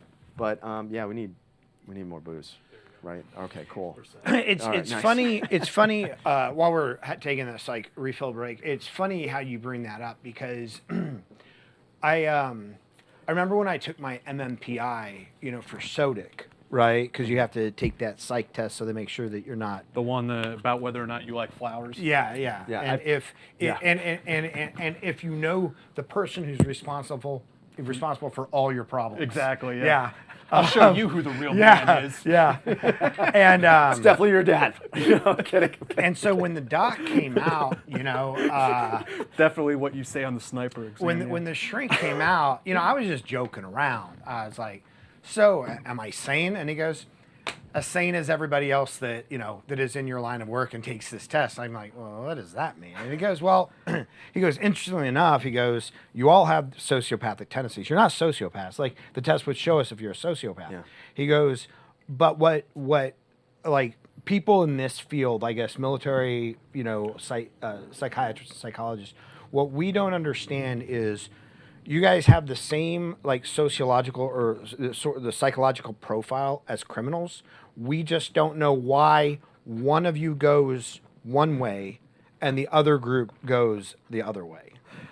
So there's always that appeal of being, you know, pirates and hooligans, right? That's exactly it. Yeah. And probably one of my favorite quotes is from Sergeant Major Chuck Ritter. I was at the Senior Leaders course back in 2017 or whatever, and he was floating around in leadership, but he came in, you know, because he has like 3 or 4 Purple Hearts, and awesome dude, riot of a human being, like Yeah. absolute riot. But he says, he's like, you know what it's like being on an ODA? It's like you're just in the pirate ship with all the other pirates. Everyone's got fucking scurvy. Right. You know what I mean? Right. You know, like for me, I was like a first group experience. I'm like dengue, malaria, fucking, you know, right. all these things, right? And it was a riot, but there is that element. And like there's a lot of guys out there who are like, I want to do hood rat shit with my friends. And that's really what it is. Yeah. And, you know, in the book, it's like at the extreme level. Yeah. You know, we're going to go out and, you know, we have carte blanche to produce intelligence, you know, kill, capture ISIS and Al-Qaeda, right? And you know, the ISIS leadership, and by any means necessary. Obviously within the legal left and right limits of whatever lawyer is assigned to the group and stuff, but like, It's it's legal. so much fun. It's legal. It's legal for you to do it in the purview of the United States, but it's very illegal for you to do it in the country that you're in. Totally. Yeah. Totally. I mean, I don't understand all the relationships and everything else. Sure. I mean, we're doing this job in support of counterterrorism operations, Right. which is establishing, you know, creating more secure environment, you know, better economic circumstances, all these other things. So it's like, all right, you got to have a crew of dudes willing to go all the way, and that's kind of how I viewed that job, you know. And So and these two guys named Mr. Smith show up and give you a briefing. They, you know, was this just for Foxes or was this for like any senior SF guys? It was open to the battalion. I don't remember how many. There was a bunch of us that attended. There was like some guys that were, you know, into, you know, kind of looking to do the spooky thing. But I think I was the only dude that applied out of it. But I applied and I didn't hear for like a year and a half. And at this point, I was looking at getting out of the Army. Yeah. And I was like, all right, well, I'm just going to figure this out, use my GI Bill benefits, go back to school, whatever, figuring out my, you know, my, at the time, wife, right? And But then I get this like email, this memo from this 4-star general, in SIPR. It was like, congratulations, you got picked up, and we're gonna work on your orders and blah blah blah blah blah. And I was like, oh, holy shit, this is happening. Okay, Yeah. cool. So, in the squadron that I was going to, at the time, the squadron commander was a Green Beret. Okay. And he was hot to bring in Green Berets. So I was the first Green Beret this unit ever had. Where else, if you can talk about it, where else was this unit pulling people from? Generally everywhere, but what I saw was a lot of former SOF enablers who are already like in the intel world type of thing. We had some other, I think we had, I'm trying to think specifically, I think it was mostly, if not all, people with an intelligence MOS or discipline. Okay. And it was like the same thing. They wanted to get outside the wire, do some cool shit, I know you'd prefer that we not name any units or specifics like that, but I would like to point out how, and correct me if I'm coming off base here at any point, that you left Special Forces and now you're in an unconventional career track. Totally unconventional career track. And I'm still being rated as an SF, Right. an SF NCO. Right. But now you're on DASSER and you are going into a Yeah. different... This alphabet soup of things I didn't even understand. I mean, I was terrible with admin. I don't think a single SF guy is good at admin shit, right? And so, like, let alone all this other stuff, But, someone was managing it, you know, and whatever. But because of the certifications you get and the uniqueness of the career path, I made 8 pretty quick. Yeah. First look at 8, I was eligible to pick up. I got out still as an E7 special, starting first class, but like, but really, for the audiences, this job. Now, coming into it, I didn't know what to expect. Jumping into it, didn't know, the 3-letter agencies I was going to be working for. Had no expectations, but I was like, I want to do human intelligence operations, man. Yeah. Like, this is cool. And this is it. I'm going to do surveillance detection routes. I'm going to do tray craft. I'm going to do bumps. I'm going to do, I'm going to do brush passes, right? Yeah. Like all this sexy stuff, Yeah. like, and Scoop my briefcase under a table to somebody. Yeah. with like a solid couple grand in there. Right. Gold maybe more. bars. Yeah, Right. gold bars. Yeah. yeah. From Fort Knox, nonetheless. Yeah. Yeah. I heisted them out of there. No, Right.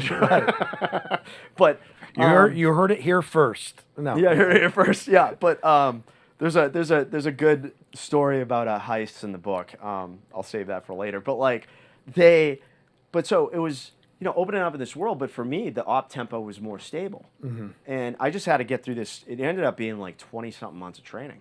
So I started off 2018. I reported to DC. Had no idea where I was going. They were like, hey, stay in, you can stay in this area and we'll call you in, this, that, and the other thing. And you go through this process where you get a badge and all this shit. And so it takes months. So at that point, they lined me up for all the spy training that I was doing. And it was, and we'll transition into the book because this is where the book picks up, is, I go to this training, this prep course that they had us go to. And you had this like 35, 40-year veteran of the CIA, and he's talking to all SF guys, right, getting ready to do this training and shit. And I love this because he says, gentlemen, what you're about to learn to do is a felony or capital crime in basically every country you're doing this in. And in this business, no one gives a fuck about you. and it always stuck with me. And the whole no one gives a fuck about you line is really about, it's all about the source, right? And it's all about carrying the source. Like, none of your ego, and if you're doing this job right, it's extremely fucking inconvenient to you as a case officer. Like, you're busting your fucking ass all the time. Commo, communication plans, right? Cables, IRs, but like, you're doing your surveillance detection route. You got to make sure you're sorting. All the OPSEC around it. All the OPSEC, everything with it, Not only that, you're constantly assessing this human being, for flaws, vulnerabilities. changes in accesses, changes in motivations, and anything else that's going on in their life. But you have this person that's in front of you, right? When you finally, as we like to say, lift the skirt and you're like, oh, surprise, I'm United States intelligence, like, this is really what this relationship is about. I mean, if you've done your They usually know by that, yeah, right? if you've done your development right, they usually know what's up by that. You're like, look, I don't really like the Kardashians. I just said that because. Usually, I mean, I would imagine a person that watches that show, they're going to attract certain attributes, right? That'd be interesting. But as we like to say, it's not about them simply wanting the money; it's what the money's for, right? Right. And so, but it was really cool for me. But at this time, and this is really what the book is about, is less about the sexy shit, but more about all the mental health aspects and the internal dialogue. Right. Because I'm coming off of, 4+ years of team time, right? Going here, there, everywhere in Southeast Asia, never home. And, I'm swapping it for also a high stress career. And, but to me, my optic is like, most of the situation, it's not my job to go kick in a door. Right, I'm the guy that's going to figure out which door to kick in. Right, and that was like kind of the cool, the dynamic of coming from my ODA was at the time was, more focused on direct action. We were a boat team, but we were all direct action. So always breaching, always going live, nods in the house, pushing the limit. But so taking all that experience of like how we set up for a raid, doing stuff on OEFP that exposed me to that stuff. Is like, all right, now I'm the guy that's doing the intel now. Out of curiosity, one, how did you deal with that? And two, do you think that you dealt with it better or worse than, say, somebody who had been an enabler and had been moved up? I don't want to say moved up, but they were in more of an action-oriented role, but they still weren't the number one guy in the door. Did some of them want that out of the job, where you had already sort of had that and you were fine with like being the that's it guy? I was totally fine being with the that's it guy, but what I experienced was you had a lot of people chasing prestige. Mm-hmm. You do, like the sexiness of the job of doing, high level intelligence operations for all these 3-letter agencies, like you had like this sort of dichotomy, right? And it's the same thing in corporate environments. It's the same thing everywhere else. Is that you have ops guys, right? And then you have guys that like to do the soft skill stuff in the backside of the leadership and talk and good idea fairies, briefing, right? PowerPoints. And I'm like, and that was like kind of the mindset I brought to this job. Was the same mindset I had on the ODA. Was like operationally forward leaning. And so it's for the people out there, it's that the job is there's all these different units out there, right? You have like TFO, right? You have JSOC units, tiered units, etc., right? All that stuff. Where I was at, the level of autonomy was huge, right? You had to be extremely entrepreneurial on your own. Even when they deployed me last minute to Iraq and Syria, a lot of the shit I was doing on the ground over there, other than helping produce intelligence against ISIS and Al Qaeda targets, I was working on strategic shit too. So it was like you can go talk to 5 people, one of those persons are going to work out, and so it's having a lot of irons in the fire. But I found though is that you had people that come from an intelligence background, getting the certification, becoming a case officer, becoming that, right, going to FTC or the other courses or anything like that, they have that WASA now, right? And that's really what it was. And for them, it was like a self-actualization, right? Whereas more like I was like, this is just a cool thing I really want to do, what I mean? Like, you got the beret and the tab. Yeah, you got the beret and the tab, where for them, this was sort of the pinnacle of the field that they were in a lot of times. Absolutely. So without getting into, obviously say as much or as little as you want to, but when we look at the different agencies who have, and even within the military, the different organizations under the DIA or whomever who have case officer qualified people.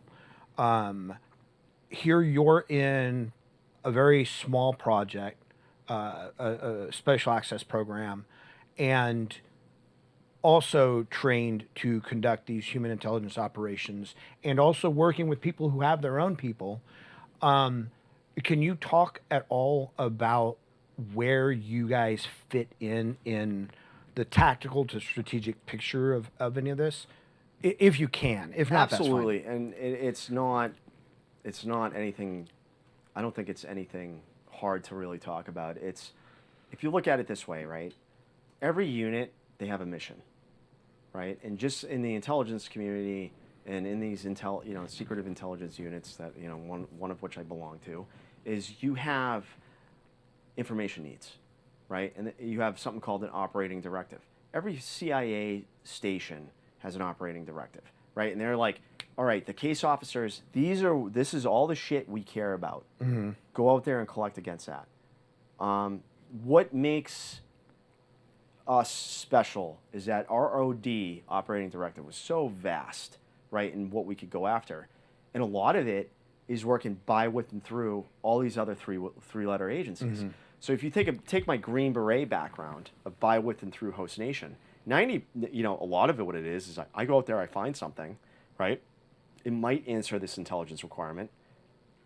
There's a customer everywhere. And that's where it's like, you're not even, so how it fits into the tactical, and strategic, or tactical, operational, and strategic level, like effects, is like, you have customers all over the place. And, we were talking earlier, it was like, I had this one op where I had intel. I was like, I don't know what to do with this. And I reached out to a particular, area of the world, and I was like, hey, I think you guys should care about this. And they're like, oh yeah, we really do. And then we worked together, and we ended up shutting down this adversary operation there, Mm-hmm. right? So it's like, a lot of it is taking something very tactical that no one else thinks you care about, Right. and in spotting the opportunity. Right. And that's why I say that It's entrepreneurial. it's so entrepreneurial. And this is the thing. It's like, you're either growing or you're dying. Yeah. Right? And the dangerous thing is that when you are so wrapped up in your identity of doing the job and the mission and everything else, it does require a lot from you. Before we jump too far ahead, I want to talk about, you're going through all this, spy schools, all this training that you're going through, but at the same time, your personal life is starting to come unwound, and that's in your book, Into the Darkness. Because we want to talk about this piece of it as well. Mm-hmm. Tell us about what was going on with you, not just professionally, but also personally. So a lot of the book is about those internal dialogues, right? I think as like a case officer, right, or an human intelligence professional, you learn, right? You learn, it's mostly a job about emotional intelligence and building genuine connection with yourself. And most importantly, asking yourself why. And so in this book, or in, my story really is like, I make all these sacrifices for my ex-wife. And, because I wanted to start a family. We wanted to, we're going to have more stability. I was sold on all these things. I was like, yeah, the potential of being operational where I live, and I'll Right, be home. right. I'll be home for dinner, Right. And you won't have to raise the kids by yourself. And so it's like, but I make all these sacrifices. I sign up for 6 more years, and Uncle Sam, I take this job, and so we moved to DC, and I look at like this time being, potentially the most stable time. Mm-hmm. And they're already talking about like the squadron was already talking about when they were slating me to deploy. And I was like, all right, cool. Like, It really turns into the most unstable time. it turns into the most unstable time. So I'm sitting down, I'm having a glass of Balvenie with my wife. And I was like, you know what? I think this is we should start trying this here. We should start trying to have a kid. And at this point I had like one iteration of like my intelligence training, knocked out, or two iterations of intelligence training that knocked out at this point. And she's like, I don't think so. I want to travel more. And I'm like, we're done traveling, dude. Yeah. Like this is, Yeah. we lived in Japan for 5 years. Like we're good. You know what I mean? Like I want to Yeah. be on the East Coast, close to my family, close to your family, everything else like Yeah. that. So I was, instead of being, what the fuck are you saying, right? I was like, this new intelligence training, I was starting to like, What's use. going on here? And I'm like, you know what? I should ask why, right? Right. And I was like, well, why do you feel that way? We just lived here, and I'm trying to frame it and everything else. And she gets really uneasy, and then she's just like, I don't want to ever have kids, right? Eventually. And I was like, huh. I'm like, all right, well, like when we signed up to do this, when we got married, this was like eventually the long-term plan. So at the time, I was training for my first ultramarathon, and my grandfather was, Jack Fielding. He was like one of the OG long distance runner, ran marathons into his 60s, and he did a double century, a double century cycling ride. I don't know how. I think he was in his late 50s, early 60s, and from Boston to Portland, Maine, which is like 100 out, 100 back, right? And all he had in his bag was like tuna fish and water, which I think. Talk about it like.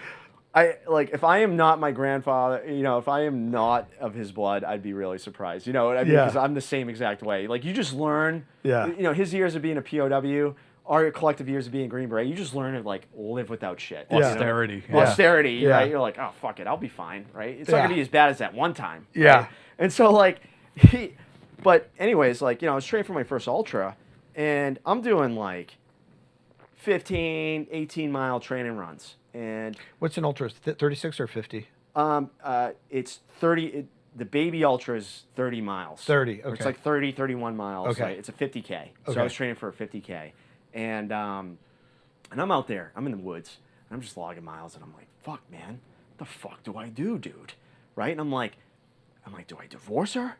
Like, and I'm running, and all this internal dialogue is on repeat in my mind. Like, what do I do? And then I'm like scared shitless to date again. Yeah. Right. And not that I know, because I was with her my entire 20s, so it's like I don't know how to fucking do that again. Like Yeah. But and so I do my first ultra, did it in like 6.5 hours, 30 miles and some change, and 50K. And we end up, it was a friend that called me, a Norwich friend, who called me, and this is where the shit gets wild, right? And in the Army, you do all the suicide awareness training and all this. You're like, what the fuck ever, yeah. Yeah, and this guy, like me and him. Watch this video. Click next. Yeah, click next. Yeah. Or if you're a new guy on the team, you're doing the entire team's like all their Right. 50-1 training. Right. That was the rite of passage for a lot of guys. Yeah. But I did their cyber awareness training. You're gonna do my cyber Right, awareness training. right. Like it's anyways. But fucking anyways, like so this good friend of mine, Gene, I was his upperclassman at Norwich. When I was a sophomore, I was his corporal cadre, and so he was in my fire team, and I took care of him. And this kid was gonna be a general officer someday, easy. Like infantry was served in 101st Rakhisan, Paktika province, I think it was. 9 months of slugging it out with the Taliban. Good fucking dude. Range qualified, infantry officer. Obviously, not going to get a platoon without it, right? Type of thing in conventional forces. And but when I was in the Q course, like he lived outside of Fort Bragg, and I would go up to him. We'd play golf. We get fucking wasted. We drive around a golf cart, chasing after deer, and at night, and just doing funny ass dude shit. Yeah. Very familiar. Yeah. And so he calls me. He hits me up at like 8 o'clock in the morning, and he's like, "Dude, I need to talk." And the only time I hear from him is like, he's, in the half in the bag. Right. I love you, brother. Yeah, Right. yeah. In the middle of the night, you're a Yeah. wicked awesome kid. Yeah. Right. He's from Boston area too. So, but at 8 a.m. was a giant red fucking flag, and so I was like, "Hey, I'll call you as soon as I get on the road. And so I give him a ring, and he's like, I don't know how to say this, so I'm just going to say this. And this is completely out of left field. He's like, I'm not really a man, I'm really a woman. And I was like, huh? But at the same time, though, this is a guy, like, you know, I shared a lot of shared suffering with. Yeah. And I didn't know how the fuck to take it, but Yeah. I'm thinking, I'm like, knowing him or her, right, excuse me, there's a 45 on the table, and I have no idea if I'm the last phone call he made before. Right. Just to see, and, you know, I tell him, her, or I tell her, and I'm like, you know, I don't care whatever the fuck you are, you'll always be a brother to me. You know, not knowing, Right, you know what I right, mean? right. And then he or she started crying and going into it. But the thing about Gene, this is Gene in the book, and the thing that really fucking stuck with me was that what they said to me was, I can't go another day without being happy or without being true to myself. Yeah, not being who you are. And the entire fucking time, I'm going out doing hours of training on the trail, afraid of, you know, the stigma of a divorce, you know, a broken marriage, or what that is. Who the fuck wants to date a guy in his mid-30s, right? You know, with all this other stuff, right? And I'm like, I don't even know how to date anymore. And this dude, excuse me, girl, right? This chick has got twin girls on the way with his wife. Yeah. Right? And it's like, You know, I know exactly who you're talking about, right? probably, but I'm not gonna put it up. No, I won't either. No. But I definitely know that you know, and wild story. It is a wild story. But you know, for me was like this in their life they are a power lifter. I don't think so. I don't. Okay, I don't know. maybe it is a different person. I've then. lost contact with Gene because around this time, you know, in the subsequent months of me going through more spy training and everything else, like I couldn't go doing everything that was going on in my personal life. I couldn't deal with anyone else's shit. Right. You know what I mean? Right. And so I remember I said to myself, I was like, what the fuck am I afraid of? You know, a divorce? Right. Whatever, right? Right. You know what I mean? And so I remember... That was kind of inspiring, right? That like Gene called you up and was like, hey, I'm this now. Yeah. And that took some balls, right? it took some real balls. Yeah. Or lack of. Or whatever. Yeah. Like, you know? But it took It definitely took guts. a lot of courage, Yeah. right? Mhm. Yeah. And, you know, and so with that, I was looking at, you know, my wife at the time, and I was like, I'm really afraid of, like, you know, I have all these internal dialogues that I'm like, I'm afraid of what's going to happen, you know, what's the second order effects of this. So, like, the following weekend, and, like, I decided to have the conversation with my wife. And it did not go as well as I thought it was going to go. I'm thinking I'm hot Shocking. shit. I'm hot shit. I got, like, you know, this little bit of intel training. I'm like, oh, I can frame it. Yeah. And, you know, I can be friendly, firm, fair, and final. Right. Which is, you know, the terminology you run a source through termination meeting. And As it turns out, there are limitations Right. to this training Right. you've received. Yes. very much limitations to this training I've received. Not as cool as I thought I fucking which was. one should be able to look at the CIA divorce rates and figure that out? Yeah, exactly. Right? Like, there's a whole body of evidence there that says some things cannot be solved through Tradecraft. through tradecraft. Yeah, exactly. Clever conversationalism, you know, yes. and all these tools and emotional intelligence, there's a limit for Yeah. sure. But she got on a plane the next day, and I never saw her again. Wow, man. Yeah, man. And it was like we were together for, I think, in total, like 12 years between marriage and dating. What and did everything else. that feel like, man? That like you're living your truth, but at the same time, I mean, there is very like real personal consequences. Well, in the classic Dave Fielding sense, is like, you know, at the time was, I'm just going to continue on. Bury myself in work. Bury myself in work. And so they were like, hey, we want you to, they're like, we want you to finish all your human training this year. And I was like, yeah, fuck yeah, let me finish. I got nothing else to look forward to now, right? And so, you know, I take off for spy school, but all this shit is with me. Sure. All this shit is with me. And every time, you know, we turn in all our phones, you turn in your wallet, and you get swapped out.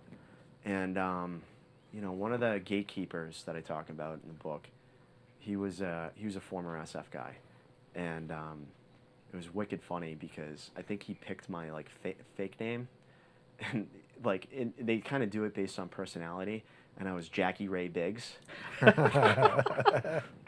So I like completely fucking leaned into that, right? Jackie Ray Biggs. So I'd leave, I'd become Jackie Ray Biggs, and I'd come back and I'd have some serious fucking Dave Fielding problems, which were like this, more bad news from my lawyers, right? I was getting, wanted alimony, wanted all this shit, and I'd be out on the road. I'm doing these long ass surveillance detection routes, and I'm remembering all my turns, all my cover stops, the time hacks. I need to be there. So time hacks is like, time on target that you need to be there. And meanwhile, remembering the combo plan for my source and then showing up and being excited to see them. And I'm like in this car and I'm just fucking like, all these things are on repeat in my head. Yeah. This negative internal dialogue that just, it's like, I'm never going to win. And that was the biggest mistake that I made with this in the start of this, was that I looked at, depending on the outcome of the divorce, was me as winning or losing. Right. And, to add insult to injury was a lot of my, you like to say war money you make on deployments and stuff. Yeah. I paid off a lot of her debt, Sure, her student loans and stuff like that. So, out of curiosity, I don't know if you know this, but did she get married within like 2 years and have kids? I have no idea. Yeah. I have no idea. Yeah. I feel as though, first, the things that we do, people say thank you for your service, but things that we do are very selfish. Like we are living the dream. Like we are living the lives that we imagined as small kids, right? The lives that they make movies about. And when we're married and we're doing that, I think we forget that we're leaving somebody, somebody got married to be in a partnership. Yes. And all of a sudden they're at home alone. I mean, they've got their own life, obviously, and job and whatever they're doing, but they also are single, but married. And we're out there, like, living the dream. Living the dream, baby. And, right? And we leave a lot of people behind, I think, when we do that. And you know what? I'll agree to that, and there is stress on both ends of the spectrum, but there wasn't any lack of pining for each other. Yeah. When I was out there, and it wasn't like I was just like, I'm on the ODA, I'm with the boys, I can't talk to you. Yeah. No, it was like always making an effort, and no matter what, like I had any downtime, I'd spend it talking to her. And this is the great thing about living in the age we live in, right? Is that we have with Skype and all these other things, FaceTime, etc. So there was no lack of effort on my behalf, but it was. I mean, for me, it felt as though I just signed 6 more years in the Army. Because you thought. Because I thought we were going to have more stability. Yeah. I was going to be home a lot more. Yeah. And, it would be great for us. Yeah. But what I ended up starting to see was I saw the person that I wasn't around anymore. Right. When I was on deployment and stuff like that. And really it was... Right. She had a vision for her life that was different than a vision that I had for us together. Right. She had her version, I had my version. It just wasn't going to work out. Right. And so, and these are things that we all deal with. Yeah. And the high divorce rate within special operations, high divorce rate within intelligence community, CIA, for example, and stuff like that. And as you're going through this training, there comes another woman into the picture, and as we were talking about a little bit earlier, some of your friends read the book and they're like, "Really, Dave? Like, what the fuck, man?" And I thought the same thing as I was reading your book. I'm like, "Dude, really?" But then as I think about it a little bit more, I'm like, I did all the same things.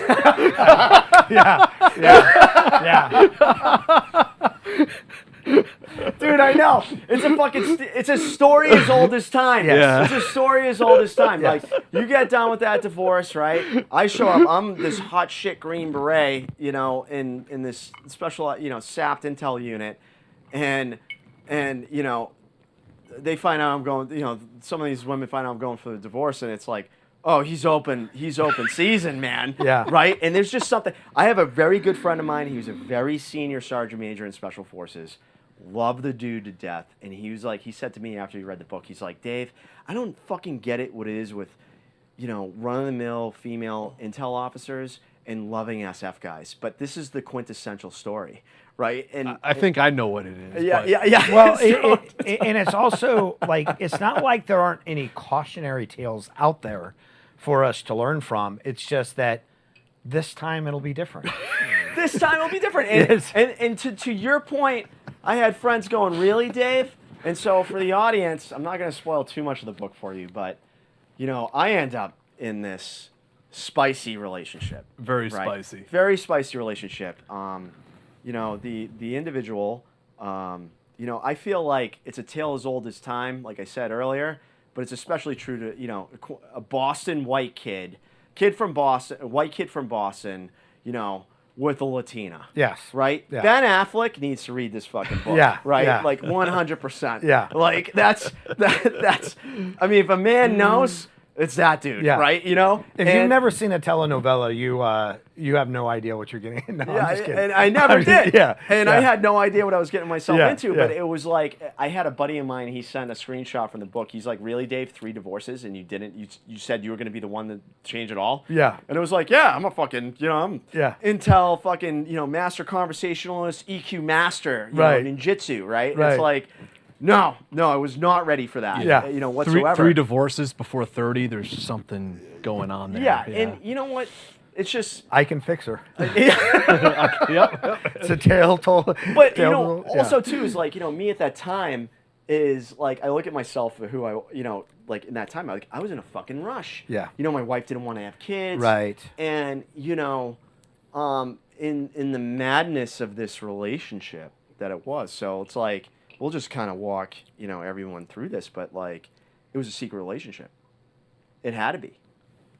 Because she was technically your supervisor. Yeah, exactly. And it's not, that's kind of not Kosher. Not kosher in a Yeah. lot of circles, and it's like, it's not like it was like my ODA team leader. Right. You know what I mean? It's not like they're gonna, it was more of like an administrative role than Right, anything right, else, right, and right. so it was like, and there was a lot of promises made. But here was the thing: is that it was kind of like a cat and mouse game, and like I never been in a situation where I had like, an attractive female like interested in me, and you know what I mean, like trying to chase me. It was always me being Yeah, the yeah, chaser. yeah. I think of like how it was the relationship I had with my wife. I chased her.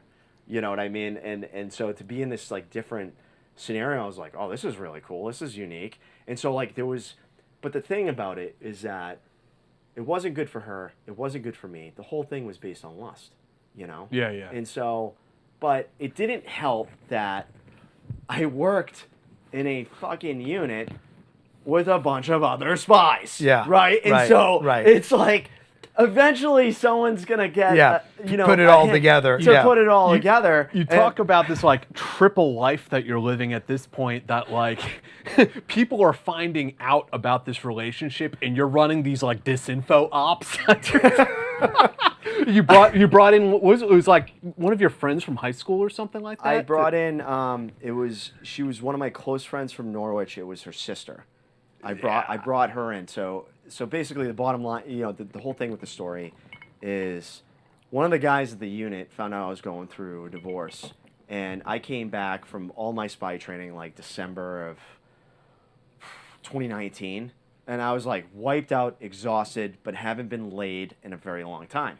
And so I was like, he had a place in Baltimore, and he was getting ready to go to FTC. So I was like, all right, hey, he wanted me to live there, watch the house. After all, it's Baltimore, right? It's like Right. not, don't leave anything in your car, right? Yeah. You know what I mean? Yeah. Like it's, street smarts, 100%, head on a swivel, getting in and out of your car, walking through your door type of shit, right? And even though I was in a nice neighborhood in Baltimore, the crime affects everybody there, right? So he's like, yeah, you can live here and be cool. And I was like, all right, sweet. And so but he ends up like being suspect of this relationship. And Kind of sus. So he's got like the nanny cams up in his place to see what you're doing. yeah, exactly. And so, but like I'd always detach the cameras. It's also some, you know? it's some Karen shit, man. Why do you care? Exactly. Like, why are you gonna yuck up my yum? Yeah, my exactly. mojo. Why are you gonna yuck up Yeah. my yum, man? Yeah. And it Got was a like, good thing going. you know. Yeah. And I just feel like if that was some shit that happened in group, the sergeant majors would pat me on the back and say, Yeah. "Good job. Yeah. You're a fucking idiot. You have to work on the B team for a couple months Yeah. now." You know, and it would have been fucking. That's exactly how it would go down. Yeah, and it would have been Yeah. like over with, right? Yeah. You know what I mean? And they would have like, the slap on the wrist type of thing. But like, the stakes were high, so obviously, for me it was like, I could do this, but so I throw this straightforward deception op, right? I fly out one of my friend's sisters to play as her, As right? your Gabriella, girlfriend. as my girlfriend Gabriella. And the story that I gave my roommate was that she was a congressional staffer, which are a dime a fucking dozen in D.C., right? And so fits a bill. Yeah. Easy cover story. But it turns out that this, my friend's sister actually did work. She worked for Scott Brown when he was a senator. Okay. From Massachusetts, so she could fake the Speak funk. the talk. Yeah. Speak the talk, everything Yeah. else. And so she lands at BWI. I fly her out. Now, does she know what she knows her cover for status, cover for action coming in? So my friend informed her what was going on, and she's like, "I'm in. I'm all in." And so she's like, is "I'll do whatever awesome. it takes to help out Dave." Right? You know what I mean? That is cool. The coolest. Yeah. And so she, and like, true to like real life training and everything else, treat your sources well. I fly her business class. I pick her up from BWI, and I'm going fucking full send with this, case officer shit. And This is the real. This is like the adult version of my girlfriend goes to another school, right? It's like Yeah, she's in Yeah. another high school. Yeah. You wouldn't know her. you wouldn't know her. you wouldn't know. Yeah, it really is. Yeah, It really is. that's So awesome. I pick her up. I take her out for a long lunch, and I train her cover. I give her cover. I have like printouts of what her apartment looks like, and we go full fucking send on this, man. I mean, Yeah. because I'm up against Facebook in a relationship. No, Facebook not in a relationship. Don't even have Facebook. Oh, okay, So all right, it was all right, like okay. no announcements on that. Yeah, yeah, right. yeah. No one in that community, I think, has Facebook, or Yeah. at least will admit it. But like, I'm training her on cover, right? I'm giving her, this is where we met.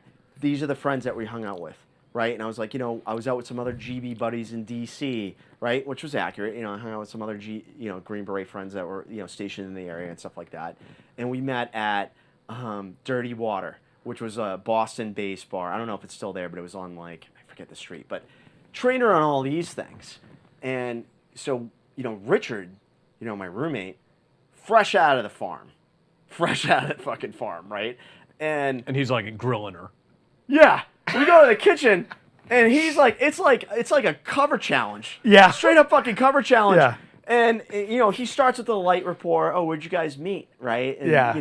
really. What did Thanks. you eat? Yeah. Yeah. And type of thing. And he's like, oh, you live. Where the hell did she say? Where did we say she lived? It was Eastern Market. Like one bougie apartment complexes on Eastern Market. And he's like, oh, really? Legit was like, describe your place to me. Right, Right? And I was right. like, I'm sitting there in the fucking kitchen. I'm like, bro, what are you?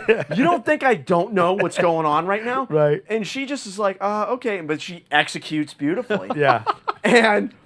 And so, he's frustrated, with he's frustrated with the whole thing. It's not working. And so we leave. And then, and I remember she was like, he's a fucking asshole, right? And she's like, you were not fucking kidding. And so I remember we went out, and you got to live the cover, right? So I took her out, we went out to eat and stuff like that. And meanwhile, my Gabriella, right, the woman I'm seeing in the book, right, the woman I'm seeing at the time, she's like, fucking, you're cheating on me. She's not blah, having it. blah, Yeah, blah, yeah, right? yeah. And this, that, and the other thing. She got super drunk and was texting me and calling. And I was like, listen, I'm sleeping on the fucking floor in here. All right. She gets to bed. I'm sleeping on the floor. It's done. It worked. Done story. But it doesn't end there. Yeah, after that, it was the cover is complete, and then what did she text your sergeant major, like a picture of the two of you together, something like that? Yes. Yeah, it was the squadron first sergeant, I think, right? And I was like, oh Jesus fuck. Like right? at a concert. And it was supposed to be like a concert for the victory. Like, we got through this. You know, I'm going to be out from under her, purview. Now I'm in the operational squadron, not the training squadron. And it's like, said, done, complete. Plan worked perfectly. And I remember in the moment, I was like, I freaked out. I was like, fuck, man, this costs me so much goddamn money to make this, like, op happen. Right. It's not like I'm dipping into op fund to use it. This is all fucking Right. Dave Fielding's paycheck, right? Right. Right? Like, Right. Meanwhile, my divorce isn't finalized, so it's like, you spent $700 on what? You know what I mean? Yeah. Like, and so, and I remember real quickly, I texted him back and I was like, oh, hey man, I ran into so-and-so, at this concert. I was with another chick. Is it going to be cool? And he was like, oh yeah, man, you're fine. She likes you. Don't worry about it. Cause, I was like trying to play got card, but I was really, with her. But he eventually figured it out, because of the Tupperware in the fridge. And I'm not going to spoil it too much for the audience of the book, but I'm taking you through it. But more importantly, other than the hilarity of this situation, was like the mental dialogue that was going on. Yeah. Because for me, it was like the stress of that, the stress of the divorce still was there. Right. Right. Gabriella, my ex-girlfriend, obviously now, but like, very intense human being. A version of relationship thing I've never experienced before. Was very ill prepared for, let me tell you that.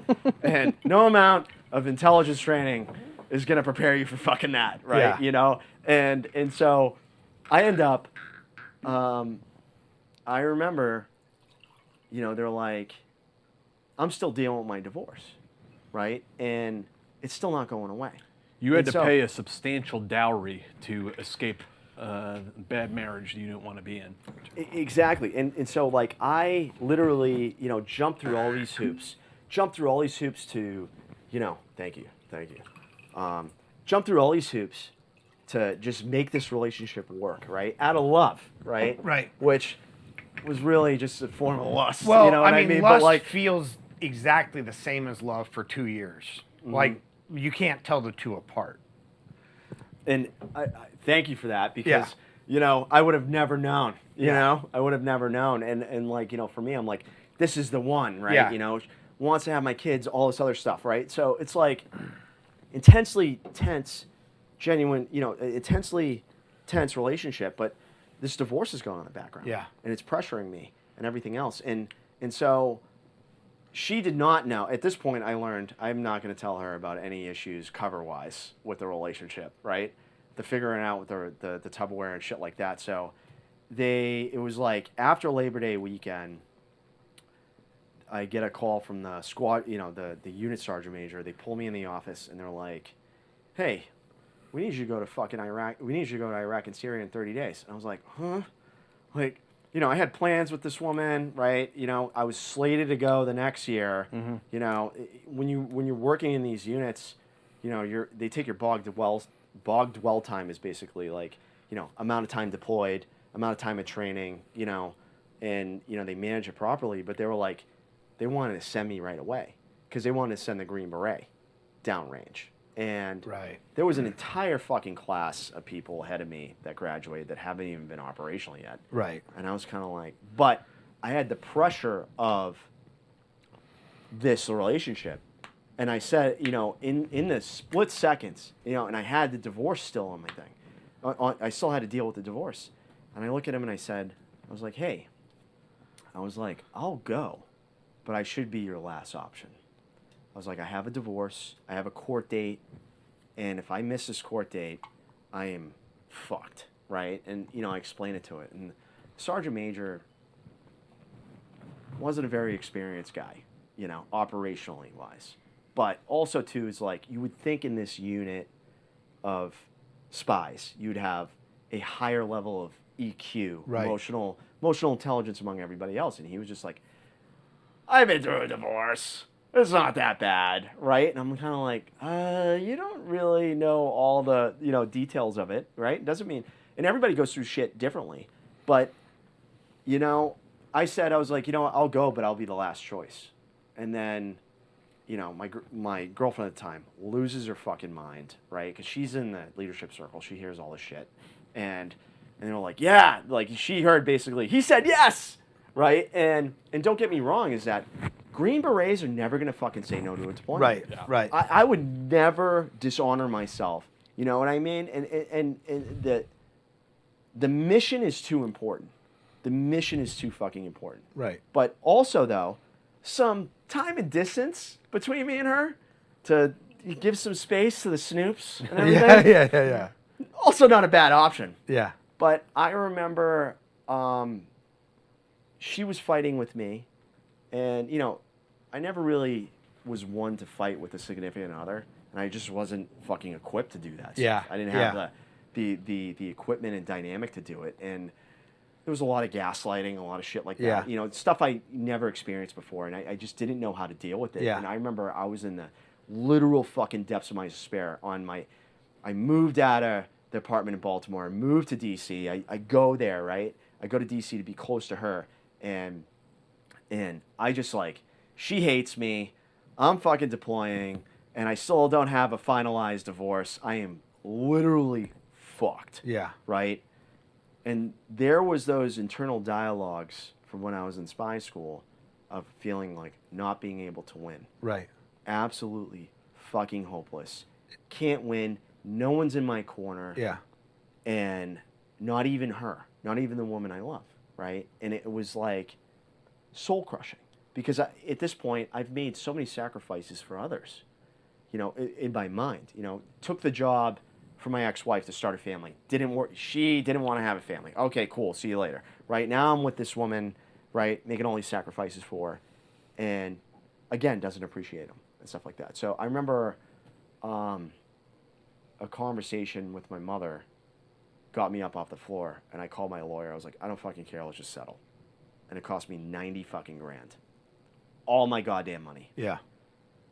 And then about 2 weeks later, I showed up to Iraq, ready to fucking go. Yeah. Broke as a joke. I was still with Gabriella at the time. And it was like, but at this point, how much the back and forth of the relationship was, I was very insecure about it. You know what I mean? It wasn't a place of stability. Yeah. It wasn't a place of stability. But we talk about like a GB move here, I would imagine. But before I left for that deployment, we lost somebody, on that deployment before. And there was a chance I could die. But, for me, guys like us were like, risk, we're okay with a high amount of danger, When it's your time, it's your time. Mm-hmm. And that's kind of like an old saying, like you don't think about the dangers. You just say, hey, it's going to happen, it's going to happen. Mm-hmm. It's my time, right? And you think about, this is how I'm going to act in this moment. Like all those operator traits. And, but she said to me before I left, she would have my kids if anything happened to me. So we went to a sperm bank, and I made a donation in her name. Mm-hmm. So this is the status of that relationship when I leave Iraq. Right for Iraq, right? Yeah. And it was like, It's a mind fuck. it's a total mindfuck. Yeah. Right? Yeah. And so, I'm in Iraq, and I'm working with a task force that our sole job is to kill, capture ISIS and Al Qaeda leadership. And my job was to produce intelligence to make that shit happen. Right. And it was awesome. We had a good fucking time, man. Yeah. Tell us about that. You want to talk about what we talked about earlier? A bunch of fucking goddamn criminals, like just hood rats doing hood rat shit, man. And that was it. I get off the plane. They hand me $400,000 cash. They say, spend this. How you need, just get shit done. And I was like, what? Right? I was like, holy shit. I'm going to Qatar. I'll see you guys in a while. yeah, exactly, right? And you know, and it was like, you know, for the first time in my career, I was like, I'm in the varsity league now. Yeah. You know, going after Abu Sayyaf, like, granted, important. Working with the Filipinos and their security, important. But like you said earlier, is that I grew up in a period of GWAT where all the fight that mattered was in Afghanistan or Iraq. Right. And if you didn't do that, then, you know, you didn't really earn your chops, Right. so to speak. So, you know, for me, it was like, fucking finally, I get to be unleashed, Yeah. right? You Yeah. know, and I was like, just, you know, not only I was dealing with like all these emotions, but I was gonna fucking take it out on the goddamn enemy, Yeah. right? You know? Yeah. And so, you know, I hit the ground running. Hit the fucking ground running. And 18-hour work days, longer than that, sometimes rolling from one op, 3 hours of sleep, rolling into a second op. It didn't matter. Everything that we were doing, you know, when you're working counterterrorism, human intelligence operations, or just counterterrorism intelligence operations, you have to move at the speed of counterterrorism. Yeah. It's fucking relentless, man. Yeah. You don't know how long this guy is going to hang out at this location for, right? And we either AGM that motherfucker with the 114, or we send out a raid force, right? Or a combination of both. Who knows? Gun run, whatever, right? And so it was, you know, for me, it was exhilarating. But, you know, it was also coming from First Group, the bougiest deployment I've ever Right. fucking had. Right. Yeah. Bougiest deployment Yeah. I ever fucking had. Yeah. I had my own chew, which is like a little, like they basically take half a shipping container, cut it in half, put an air conditioning unit, and a bed. And I was like, this is sick. Yeah. Right? You know? Yeah. And didn't have to worry about dengue or malaria, you know? 3 hots. Right. It was like 3 hots in a cot, man. Right. And a lot of the times in most situations I was in Southeast Asia, I was like, you got to figure out food on your own. You're out in the local, you know, figuring it out. Yeah. And, you know, the fact I had like 3 hots in a cot and, you know, we were going out, you know, outside doing clandestine operations, you know, here, there, and everywhere. But like, the fact I had that like stability allowed me to really focus on just work. Yeah. Whereas like being on an Operational Detachment Alpha SF team in Southeast Asia, you got to do all that shit on your own. Yeah. You know, logistics, fucking everything, Yeah. man, is Yeah. on the team, on the ODA. And a lot of that, they take all that burden off of you, so you just focus on your job. Did you miss that though? Did you miss like being your own sort of internal intelligence? You know, creating the entire intel cycle, the entire FF3 Having EAD, ownership like over it, yeah. having all that for you. Did you miss that at all? I definitely did. And the fact that like I had so much experience with it showing up there, and it was like understanding how intel drives ops and knowing that, and I was kind of extra dangerous in that regard. I think of like, I don't want to get too far ahead of some of these stories, but you know, I think about like the Christmas Day raid we were trying to do, and you know, I was tracking this ISIS guy and helping this SF team track this ISIS guy, and you know, the guy met Trigger, right? So which was like basically we had a BDL, you know, 2 forms of intelligence disciplines confirming that this guy was at this location, and you know, I'm in my depths of despair, right, at this point, and you know, for me, I just wanted to get my gun on, Yeah. right? Yeah. And get out the door. Yeah. And fucking just do a fucking raid, right? And just let go of everything, Yeah. right? And the team I was working with, I call over there. I'm like, hey, man. And at this point, my reputation over there, every time I showed up, shit would start spitting up. And it was like I was doing my own ops, and you know, one of the characters in the book, Armin, who I love dearly, you know, he was over there too doing ops, and I would support his ops. He'd support my operation sometimes. You know, either security, wingman, you know, type of stuff like that. Like, Yeah. they'd be running point on, you know, source operations, it's their case, but then like I'm doing the surveillance detection route for him. Yeah. Yeah. You know, he's in the back of the car, yap, Yeah. or whatever, right? And so, but I get this team all spun up, and I'm like, hey, how about this? Christmas Day raid. No one's expecting us on Christmas. George Washington crossed the Delaware to kill the British on Christmas. We're going to cross Iraq to kill ISIS, right? And you had guys that were like, yeah, fuck yeah, right? Like, let's fucking go, dude, right? And, Yeah. you know, it was just some ISIS shithead, right? And it was like, and I got everybody riled up, and we were going to, like, you know, roll in with a 30-man raid force on, like, you know, 2 or 3 guys. And I didn't stand a fucking chance, right? And so, and you know, the concept of operations goes up, and they're like, all right, you know, this is why, you know, the response was, this is why I love doing this job, because I work with fine gentlemen like you. But for Jesus Christ, guys, call your fucking wives. It's Christmas. Like, you know what I mean? Yeah. You're not going out. And we're like, oh, shit.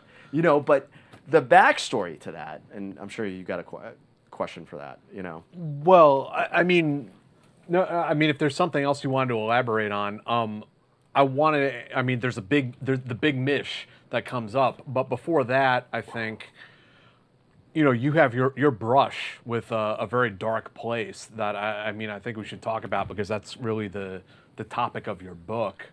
How did that culminate? I mean, you know, quite frankly, like, you came within a cunt here, right? Basically, yeah. And so so let me build up to that, and thank you for bringing me back there. Yeah. You know, when you have a TBI, you're like, like all over the fucking place. You know what I mean? And Everybody needs to have a jack in their pocket for those times, honestly. Yeah. Cattle prod me. You know, like but, I will provide that role. Yeah. yeah, thank you. So, you know, we're rolling into Christmas. At this point, the relationship with Gabriella is like, I feel like I'm on ice, right? You know, a lot of the love that I'm trying to give, the same things that I did with my ex-wife, right? All these things just simply wasn't being reciprocated. Yeah. And so for me, I'm like, you know, not only I was a kicked puppy going into this deployment, right? But it was like all those internal, like, raw internal dialogues of like, fuck, I know she's gonna break up with me, right? I know, right? And like, I made all these sacrifices, you know, and it's like, I keep saying to myself, like, I can't fucking win, you know, I just want to fucking have a family, I want to do this, I'm gonna fucking rush, man, right? Because it didn't work out with my ex-wife, right? So, all these issues, these internal dialogues, like, especially the thing, I can't win, and that a lot of self-hate. What did I do wrong? What could I have done better? How could I have been a more... What am I doing wrong? What am I doing wrong? Yeah. I never looked at the other way. I constantly was looking internally to be like, how did I fuck up, right? And so it's like about a week and a half, 2 weeks before Christmas, I think, she calls me. And she's out shopping somewhere. And not reciprocating text messages, not reciprocating, you know, things like that. Like, you know, my chew, or my, you know, my little tiny apartment. Your dumpster housing container. Housing container. The Ritz-Carlton, I would say, of deployments, right? The Ritz-Carlton of deployments for me. You know, I had pictures of her. You know, it was just her, us, right? Guns, grenades, you know, radios, you know, fucking mags stacked high, shit like that. My kit, everything else, right? And then that was my purpose. That was my purpose on that deployment. And I remember she calls me. And she says, "I don't see where we're gonna be. I don't see where this is going." Which is so insane, because you're on a deployment. Your relationship has definitely has made zero movement forwards or backwards while you're on deployment, but she's in her head, like, she's creating this whole thing. I do not even know. Yeah. I don't even really fully understand it, but the thing that fucking killed me was that I could hear Christmas music in the background. It was like, you know, you could call me, you know, from your apartment or whatever. Yeah. But it was like, done, out, in public, talk to you later. Yeah. Right? And so I go, you know, Green Berets are never arms distance away from their weapon. Fucking fact. Yeah. Right? And, you know, I had my pistol was right there in my nightstand. Yeah. And here I am, all these internal dialogues overwhelming me at once. Yeah. I can't win. No one will love me. How the fuck am I? No one's gonna take me. I just wanted a family. All I wanted to do was be happy. I did everything right in my life. I did right by this. I did right by that. And then there was a whisper. Just fucking end it. Mm-hmm. Just fucking end it, dude. Mm-hmm. You're never gonna win.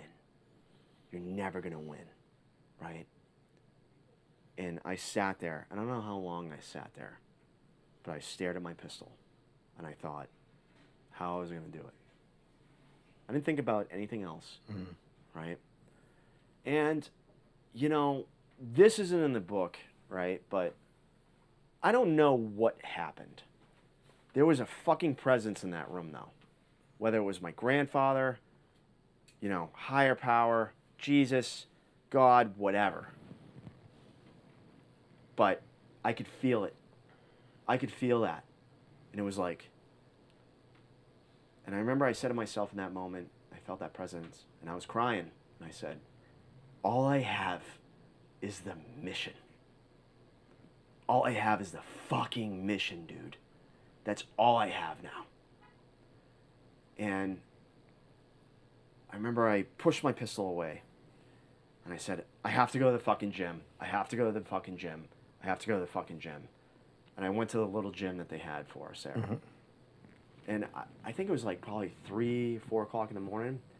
And I proceeded to fucking slay myself till chow opened up at 7:30 for breakfast, which I never made because I was always sleeping till noon, because I was up all night. Isn't it interesting, too, that you're operating at such a high level, professionally, the pinnacle of your military career, really, while your personal life is just a disaster. Complete and utter fucking disaster. Yeah. And the thing about being in the military is that you're always in a location, you're away from things that make you strong. You're away from your family. Yeah. You're away from familiar locations. You're always forced to make new friends. You're always forced to, make these new relationships every couple of years at UPCS, et cetera, right? I was away from the strength of the ODA. Right. Because I know if I was going through this shit on my ODA back in Okie, fucking Icky Mo, love you, brother, and my buddy Johnny would have made me sleep in their fucking basement and bang paychecks away to crawl myself out of financial ruin. Yeah. And I also would have had a sergeant major that would have been like, hey, man, listen, I've been through this shit. You're going to be fine. But here's what we're going to do for you. You know what I mean? And because every sergeant major has been through that. literally. Yeah. I mean, at least one divorce. Honestly, I think it's one of the requirements to becoming a sergeant major. If not, it should be. Yeah. Definitely. It makes you way more personable. Yeah. You know what I mean? And it's a humbling fucking experience. But that's the thing is that, and because even though you were around solid dudes who were bros, they weren't your bros. They were guys who you got along with and guys who had the same mentality, but they weren't guys that you were comfortable feeling vulnerable with. Guys who would be like, maybe tease you about it or give you some shit about it, but also in a very loving way and a very But but at that time, it's like the mission is priority. Right. So, and this is where we get into the sweet mish. The big mish. The big mish. And so I'm in the depths of my despair, right? I go to breakfast. I am not going back to my room. And I just throw myself into fucking work, right? Quintessentially running from myself again. Right? You're on a deployment. There's nothing you can do. The mission is all I have. Right. Go fucking all in, dude. And that can become very pure in its own way, that if you just focus on the mission, everything else can disappear. Like, it doesn't get better. It does not. But you can like put it off for a while. And that's exactly what it is. And we'll kind of get in that later. But the mission, I walk in, people wake up around like 10 or 12, right? And people floating into our little tiny office that is just, this little den of spies doing the work that we were doing. And they're like, hey, Dave, come on in, right? I'm talking to one of the senior leaders, and he's like, I need you to drop everything what you're fucking doing. I was like, what? I'm like, I'm working on strategic shit. I'm working on, the shit for, counterterrorism Targeting stuff. stuff. Yeah, I'm like fucking all over the map, man. I was like following that ISIS target for that fucking, those guys, and doing million irons in the fire, like I talked about earlier in the show, right? And I was like, well, what the fuck do you want me to do? What am I doing? He's like, trust me, dude, you want to work on this. And I was like, oh, okay, cool. Now at this point, we didn't even talk about this, but I had a tiny piece of Baghdadi. Very, very, very small piece. All the credit goes to the fucking guys that did the raid and the people that found him. All I really was like a second set of eyes, OPE, operational preparation environment, type of shit. That was it. But people were like, oh, wow. The people I was working with, like, he worked on Baghdadi. And I was like, I didn't really, you know what I mean? Like, Yeah. all right, I wasn't a dude that was like, did the fucking raid. You know what I mean? Yeah. Like, I wasn't the dog that tried to bite his ass. Yeah. He deserves all fucking credit. You know what I'm saying? But, so I was like, I had, I was doing some really impactful work intelligence-wise, not just on the CT side, but strategic side too. And so I ended up, I was kind of a trusted agent, and having a long tab goes a long fucking way, dude, right? Sure. You know what I mean? So it's, we all think the same. GBs, we think alike, right? Green Berets think alike. And he's like, trust me, you want to work on this, and, I did my piece with it, and, it was a team of 3 of us. And so every day for like 2 fucking weeks or a week and a half, whatever it was getting worse. Like we would get some intel in, right? Send it out. And like 45, never we get like a reply back like that. And like half hour, 45 minutes later, they're like, hey, we want more of this. And I'm like, what the fuck? Right? I'm like, and I look at my dude, I can't even say his name, but I was like, bro, what the fuck is this? You know what I mean? What are we doing here? Right, because you haven't really been told what the op is. Haven't been told what the op is. Just Are you starting to get a clue from what like the PIRs are that are coming in? No, not at all. Really? Because it was very limited. The fucking J2, brilliant, mastermind genius, whoever the fuck that guy is, right? You know what I mean? But, and don't get me wrong, there was probably multiple elements that work this thing. Yeah. That I have no idea to. Yeah. Right? And so, so anyways, like, I'm in the depths of my despair, and I'm just fucking, all right, fuck it. I'm going all in on this, and, responding to everything, responding to every task, and comes back. Working with my buddy, working with the 2 other dudes. All right, hey, we should consider this, consider that, human intelligence-wise, right? All these things. And intel comes in, goes out, comes right back. Fuck, all right, we got to retask, right? And it's very rapid pace. And it was expensive, too.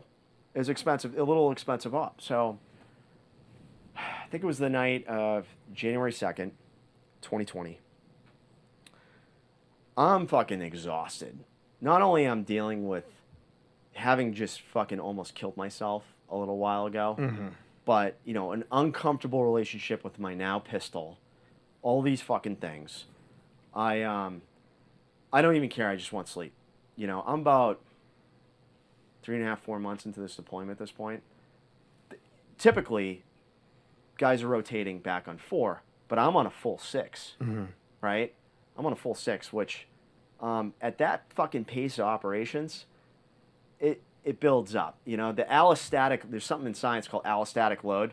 Like you're capped out, right? Yeah. And these mad scientists have figured out that like 4 months is the magic number, but I'm on a 6-month pump. Yeah. Right? And so it was hard because you'd have like a change of leadership, and they have like this new fire. Right. And I'm like, I'm fucking tired. All right, whatever, dude. I'm gonna go collect intel, and we're gonna kill this prick. Yeah. All right, like you know what I mean? Like and. But so anyways, we're in this little den of spies, and I'm like, I'm going to bed. Fuck you. I don't care what's going on tonight. But all the ISR birds are at BAP, Baghdad International Airport. And so like I've been deving this target for fucking a week and a half, 2 weeks, 2 other dudes, right? And who knows, slew of others that I don't know about that worked on this. And so I'm like, oh, well, something's going to happen. But I'm like, nothing's fucking happening. No way nothing's happened. Nothing's happened this far. I'm going to bed. And my buddy's like, no, you're fucking staying awake for this. You're staying awake.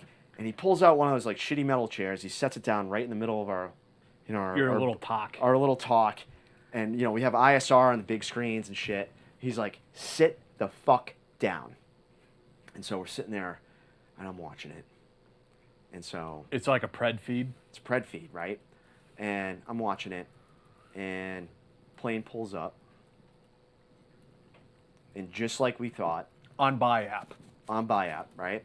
Plane pulls up, and just like we thought, planned, and all this other stuff, dude gets off, black SUVs come up, gets in the SUV, right? Guy takes off, starts going down Route Irish, which is, very familiar with a lot of people. And then the fucking bird locks on and fires an AGM. Awesome. And then, target wrecked. And my buddy goes, slaps me on the back and goes, congratulations, you just bagged Qasem Soleimani. And we were like, holy fuck, right? Like, fucking throwing shit, right? Like, screaming, hooting, hollering, like total fucking animals. Just a bunch of SF guys, like, holy shit, we just bagged the super fucking bowl of targets. Yeah. Right? Yeah. And that's probably a more significant target than Bin Laden and Baghdadi put together. absolutely. I mean, you think of fucking anybody that's in this country right now that's an Iraq vet that's missing a limb, it is because of him. Yeah. You think about the sheer amount of fucking suffering that, like, has been put through by Yeah. our Iraq vets early in the war. Yeah. Right?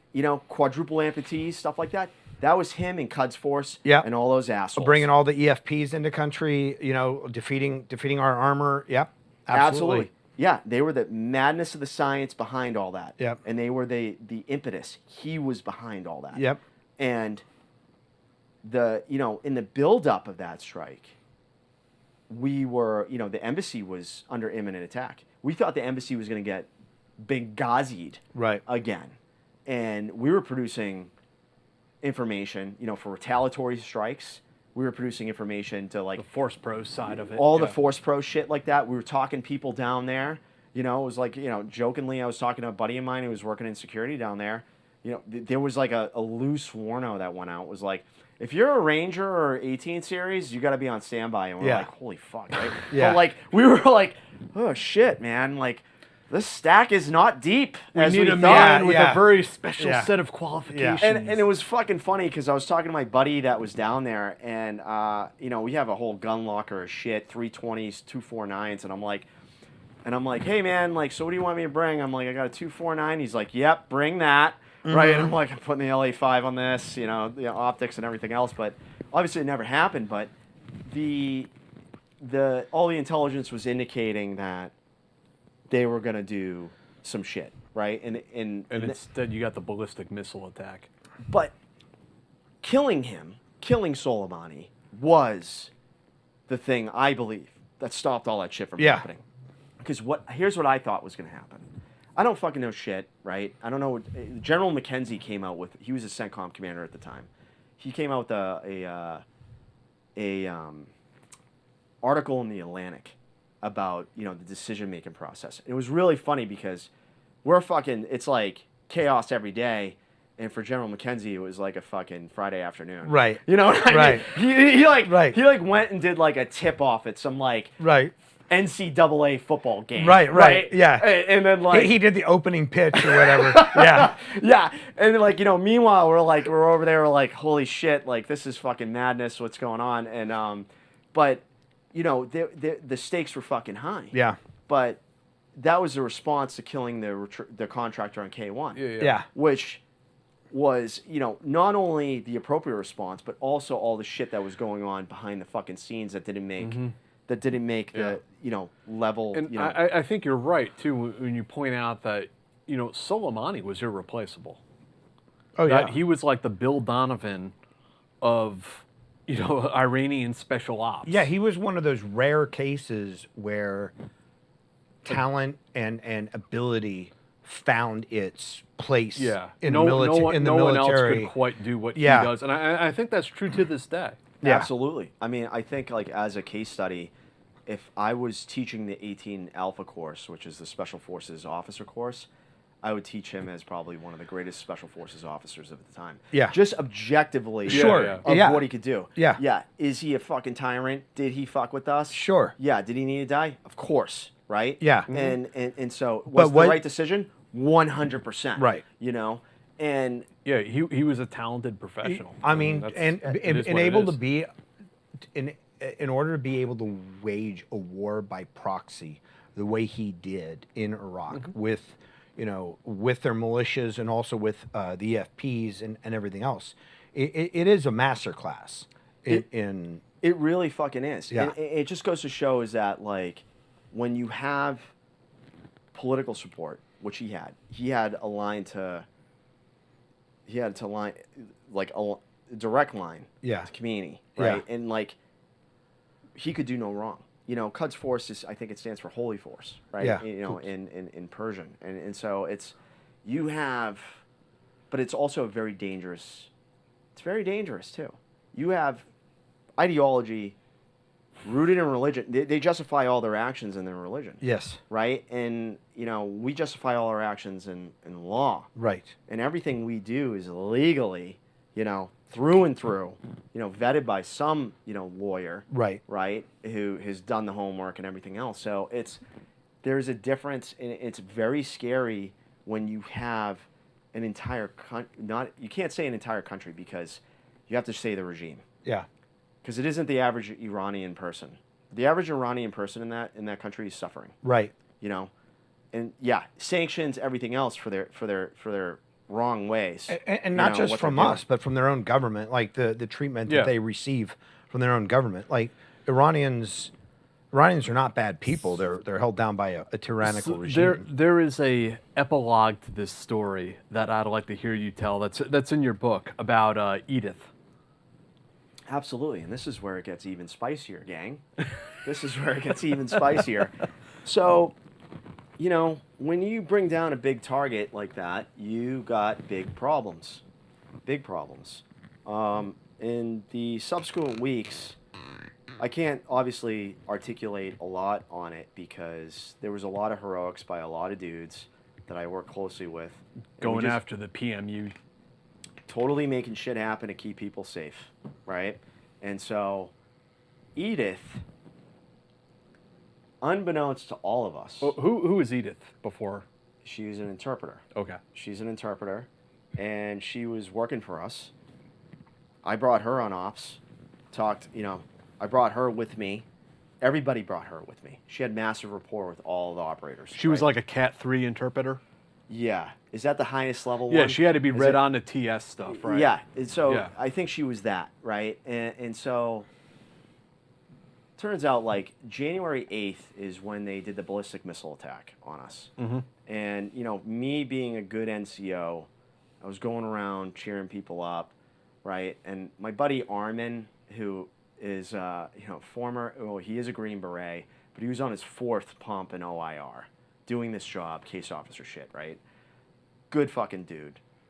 But he ended up like busting his collarbone doing, trying to train guys on dirt bikes to do a close target reconnaissance. Yeah. And it was like a whole fucking thing with him, right? But he didn't want to leave, right? So they sent him to Germany, and then he came back. Yeah. Right? And he was like, he knew it was his last deployment, right? And he was like, I'm fucking sticking this one out, guys, right? And Just walking around with this ketamine lollipop. arm in a sling. Yeah. Armin. Armin. That's right. But he was sitting outside the bunker, fully kitted up, like snoozing, and he was like, "It's just gonna be a bunch of 107 rockets, right?" Right. So 107 rockets, Katyushas. the Katyushas, Yeah. they look all cool and intimidating, and they go in all these different directions. But actually, it was a medium range ballistic missile Yeah. they Yeah. launched at our base in Erbil, and then at Al Assad. Yeah. Right? And we were lucky that it wasn't a direct hit Yeah. where we were at. But I remember the booms hitting, and then his ass popping up out of his chair, diving right into the bunker. And we were kind of quiet for a little bit. And I remember I was going, I was like, wow! no, we're going to war, boys. And I looked at one of the new analysts. It was his first deployment. I said, you're the first to die, right? And he like shit himself, right? And I mean, it was terrible. But I mean, it was terrible. But that was the reality that set in. Yeah. And so, you know, in the subsequent weeks, we were working our fucking asses off. Yeah. Working our fucking asses off. Requirements just pouring in, you know. And then I think there was at one point, I don't know when the fuck this happened, but they pull us in and they go, hey, so, you know, it was like 5 or 6 of us. And they were like, this is the pilot team for Iran, right? And I'm like, oh, shit. Well, you know, at first I make a joke because dark humor is our number one thing, right? But I say, you know, at least there'll be a book about us, right? Yeah. And then I said, and this is the serious thing. I was like, you know, they can't take us alive. And they were like, what the fuck do you mean? I was like, guys, we all have heads full of fucking secrets, dude. Yeah. I was like, if we go all in on this, right, and we get captured, you think we're going to put the government in a bad position? And they were like, oh, fuck. You're not right. And I was like, you don't think it's going to be, you think they're going to follow Geneva Conventions, dude? Yeah. No. Yeah. Like, no. This is a all or nothing type of thing. And I remember everybody in that room was like, he's right. He's not wrong. You know what I mean? And it was like one of those things. And, you know, it never happened. Obviously, never happened.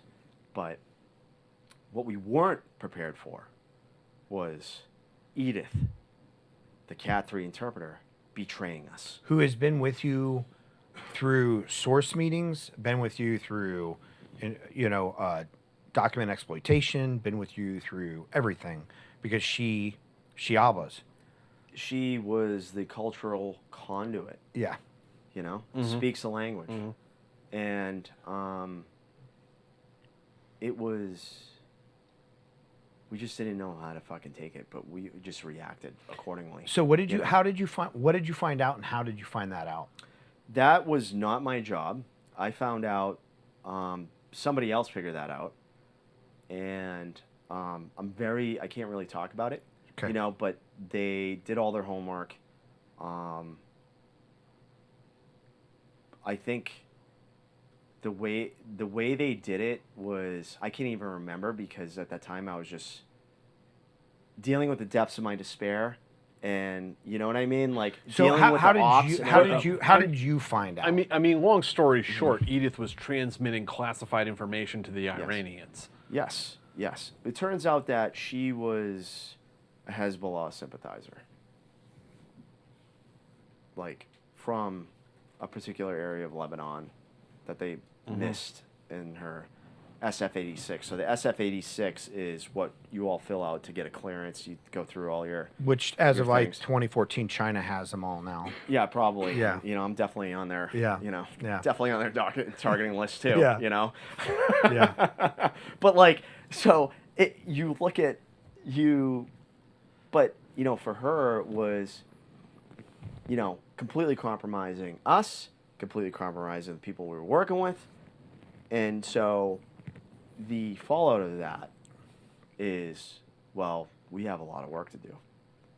And then kind of before, you know, and the funny thing about being a Green Beret is we always think about Fallujah, Ramadi, the guys that infilled in Afghanistan. We think about Nuristan, Silver fucking Star Valley, right? You think about all these guys that have been in hairy ticks. Vietnam shit even. MACV-SOG. So TIC stands for, time in combat? Troops in contact. Thank Troops you. in contact, yeah. Troops in contact, right? So, you know, you think of all these dudes in hairy-ass ticks, and, you know, I knew Earl Plumley. You know, I know Earl Plumley. Earl Plumley, Medal of Honor recipient, awesome fucking dude. He was in Oki on the tail end of my tour there, right? Talk about a hell of a fucking Green Beret being right place, right time, right? His story, Medal of Honor recipient. So it's like we always think of, you know, these things like that's the ultimate danger. That's the ultimate danger. But, you know, for me, I'm like, you know, talking to my buddies locally, I'm like, what are the 2 requirements that you would have if they assassinated one of our people? Like if they went after Gina Haspel, for instance. Love Gina, right? Great human being, like, you know, leadership-wise, everything else, right? But like, if they took her out, for instance, which would have been the equivalent of Soleimani, I think, right? What are the first two questions we would ask? Who the fuck did it, and where the fuck are they? Mm-hmm. Right? And so when I kind of put that in perspective, The Iranians know exactly who did it and where they're yeah, at. exactly. Especially with Edith's Working Access right and next to placement. you guys. Yeah. Yeah. Yeah. And so I'm kind of like, It's a nightmare. we're fucked. Yeah. Right? So I was like, 2 weeks shy of finishing my 6 months there. Packed in a C-130 or packed in a C-17, sent fucking home. And it goes Yeah. back to what we were talking about regarding Soleimani. I mean, she wasn't recruited after the assassination or Right. the attack. She was recruited well beforehand, and I don't know when, but Had to be. Yeah. It had to be. Had Like, to be. I don't know the Yeah. details of Yeah. it, but it's like they're good at what they do.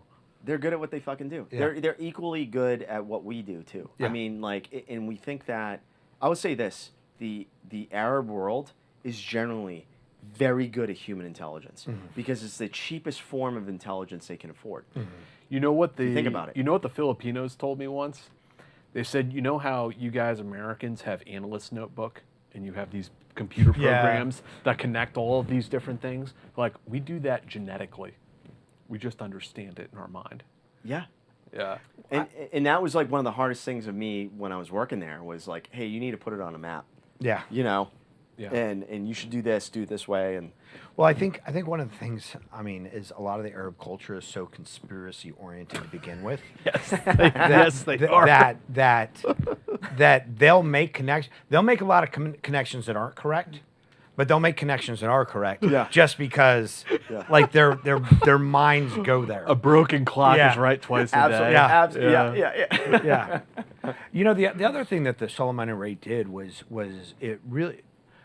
I personally felt when it happened, I felt like it was kind of a masterstroke of sort of like diplomacy in the sense of just 3 weeks or 2 weeks before the Ayatollah had publicly told Trump, you can't do anything about it, about the attack. Yeah. And then, 3 weeks later, we take out a major figure of theirs, a major, and not just a political figure, not just, a kind of an empty sort of figurehead, but somebody who's very effective. Operational. Operational. Like Bin Laden was not really operational. Right. Soleimani was operational. Yeah. It was, you know what, and this is what I think about, and I don't really know all the details, but if I was him, I'd put myself in his shoes. As an 18 Fox, you always put yourself in the enemy's shoes.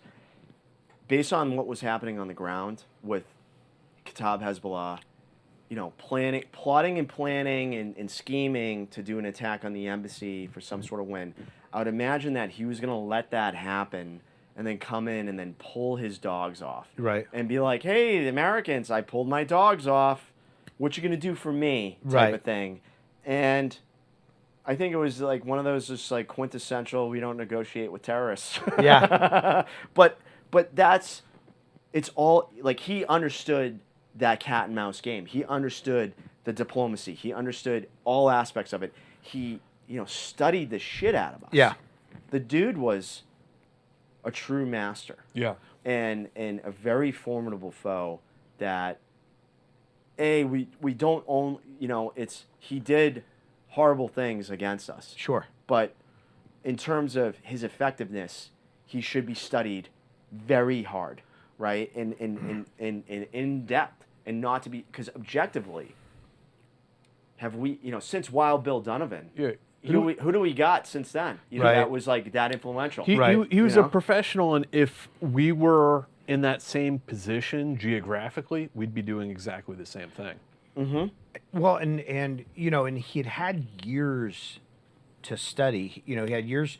Our actions at Tora Bora, where they said, "Hey, back." Where the enemy says, "Hey, back off," and we back off with Muqtada al-Sadr in Sadr City with Jaysh al-Mahdi. We'd go in, kick his ass until he'd go, "Okay, hey, look, I'm a religious figure. Like, peace, peace and blessings," and we'd back off while he'd build his forces back up. Like he had plenty of time to see our response to those situations and how we do give people the space to fuck with us because we want to like try to take the peaceful route. Well, here's the thing. It's like centers of gravity.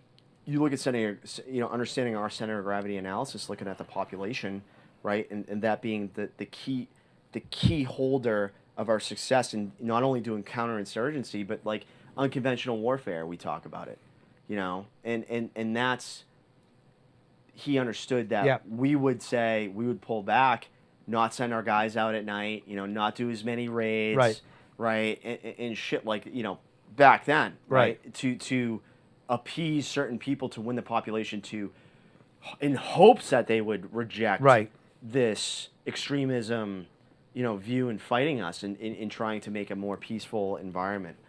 Right. So they send you guys home because, essentially this entire program has been compromised because of Edith. So they send you guys back home. What's the next step for you? I'm interested to hear about like kind of the rest of your life. What happens after all of that? Thank you so much for asking that, because this is where the real battle with my mental health starts. Mm-hmm. I go back, so I'm living in Capitol Hill. I'm about 2 blocks from the Capitol building. And I live in an English basement apartment. My landlord's a congressman. My neighbor's Lindsey Graham, Senator Graham, right? And I didn't really live there before the deployment because I was at my ex-girlfriend's house, most of the time. And so here I was now, no mission, right? No personal life. In the middle of fucking COVID. I was RTB March 18th, 2020. Wow. If you look at the news, they shut down all the airports on March 18th. Yeah. Last bird in, right? And I'm in my DC apartment alone with these fucking thoughts. No mission now. And I'm like, holy fuck, dude. And COVID is hitting too. COVID is hitting. I can't go home and see my family, right? Because they don't know what's happening. Restriction of movement everywhere. And I'm just basically told to sit in place. And they told me, they were like, hey, you're earning some time off. Just chill.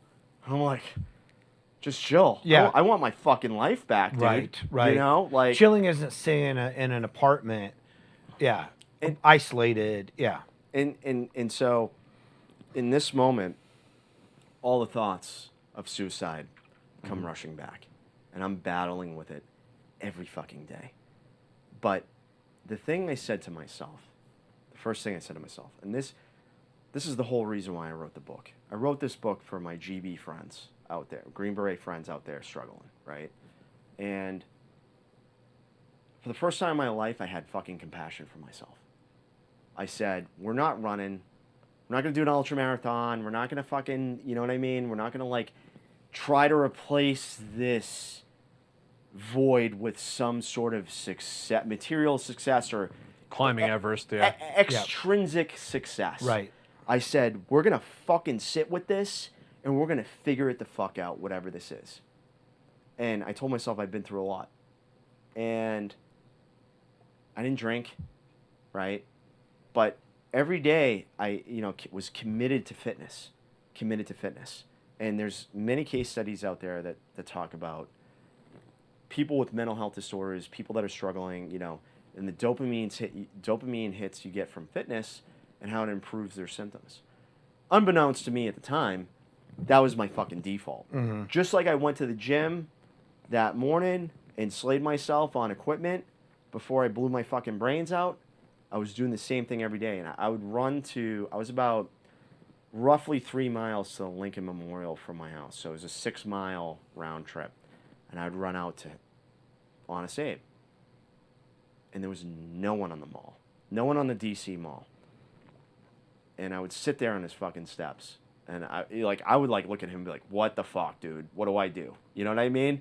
And I would sit there and I'd sit with my shit, And it wasn't until I was clearing out an old storage unit that I had with my ex-wife, getting rid of all the fucking shit from our marriage, right? It hit me in a very concrete way. And I literally got hit with a fucking by a concrete truck on 395. Yeah, yeah. And I've been to an evasive driving course, for the job. And so, like, in the moment that, like, training kicked in and I got safely to the side of the road, and I remember the driver was, like, coming out and he was like, "Are you okay?" And I was like, I was devastated. Because the internal dialogue at the time was like, I missed my fucking chance. To die. To die. Yeah. I missed my chance to die, to end my fucking pain, to not... Sorry. Because, I just want to point out that around this time, like, there were also a couple of suicides, like, around you. Absolutely. And one was an old friend and one was a colleague. I don't know if you're comfortable with me saying his name on here, but, Jake in your book. Well, I appreciate that. We'll stick with Jake. Sure. But Jake's suicide around this time, right? There was an all call about Jake's suicide, right? And Jake's suicide was basically like they brought us all in. We're all on a Zoom call or whatever, and they talked about the details that happened, and they basically equated it to he had multiple TBIs. And Jake has done JSOC deployments. Jake was an infantry guy before he was an intelligence operative. Like, very, getting after it type of career, right? Like, but he was going through a ton of shit on the sideline, right? Similar to you. Very similar to me. And he had a divorce, in the works and shit like that. 2. Okay, well, I'm not tracking that, but like, yeah, thank you for. I know I'm tracking a lot of that stuff. No, I know. It's one of those situations where it's like, from the outside looking in, people are like, "Oh my God, how could that happen?" But when you really like look at the person's life and you start to pick it apart and you see all the little details, it's like, it flips to how could that not happen? Like, this poor guy had so much stuff on him. And that's exactly it. And I think for me, not understanding all the details of what was going on in his life, right? But just a dude going through some shit with some empathy, right? And having some understanding of, like, I know what that feels like. I saw a dude who was just trying to chase happiness. Yeah. Yeah. That's what I saw, right? And so that's how it hit me just too. to find some peace. Peace, exactly, right? Peace, tranquility, but I mean, there isn't a whole lot of this. He was chasing the dragon just like you were. Exactly, chasing the high. Yeah. And don't get me wrong, his girlfriend, she was an amazing human being, right? Not gonna lie, right? Like, and there is a high with that, right? When you meet someone that's like very like-minded and everything else, and so it's like, we're on the all call for Jake, and we're listening in, and the same sergeant major that callously just fucking was like, "Yeah, you're gonna go to Iraq, and everything's gonna be fine," without a tinge of operational experience compared to me or a guy like Jake, for instance, couldn't hold a candle to this guy. Yeah.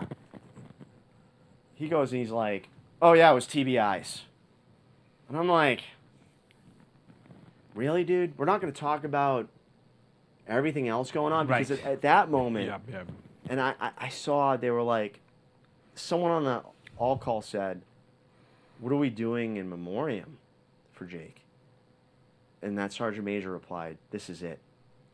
And that's when I took myself off of mute and I said, "This is fucking bullshit." I read that sergeant major's reports on the 15-6. And I mean, he had like 3 sentences to say about that gentleman's death. I think it, personally, how can you be running this unit and doing the training that we do and the genuineness and establishing connection with sources and having the emotional intelligence that we're trained to have, that you're not going to extend it to your fellow dudes, guys and gals? Well, I was gonna say, but he showed that clearly when you said, "I have these issues," and he said, "Your issues aren't real issues." Exactly. And so when I look at Jake's thing, well, they treated my shit like that. Right.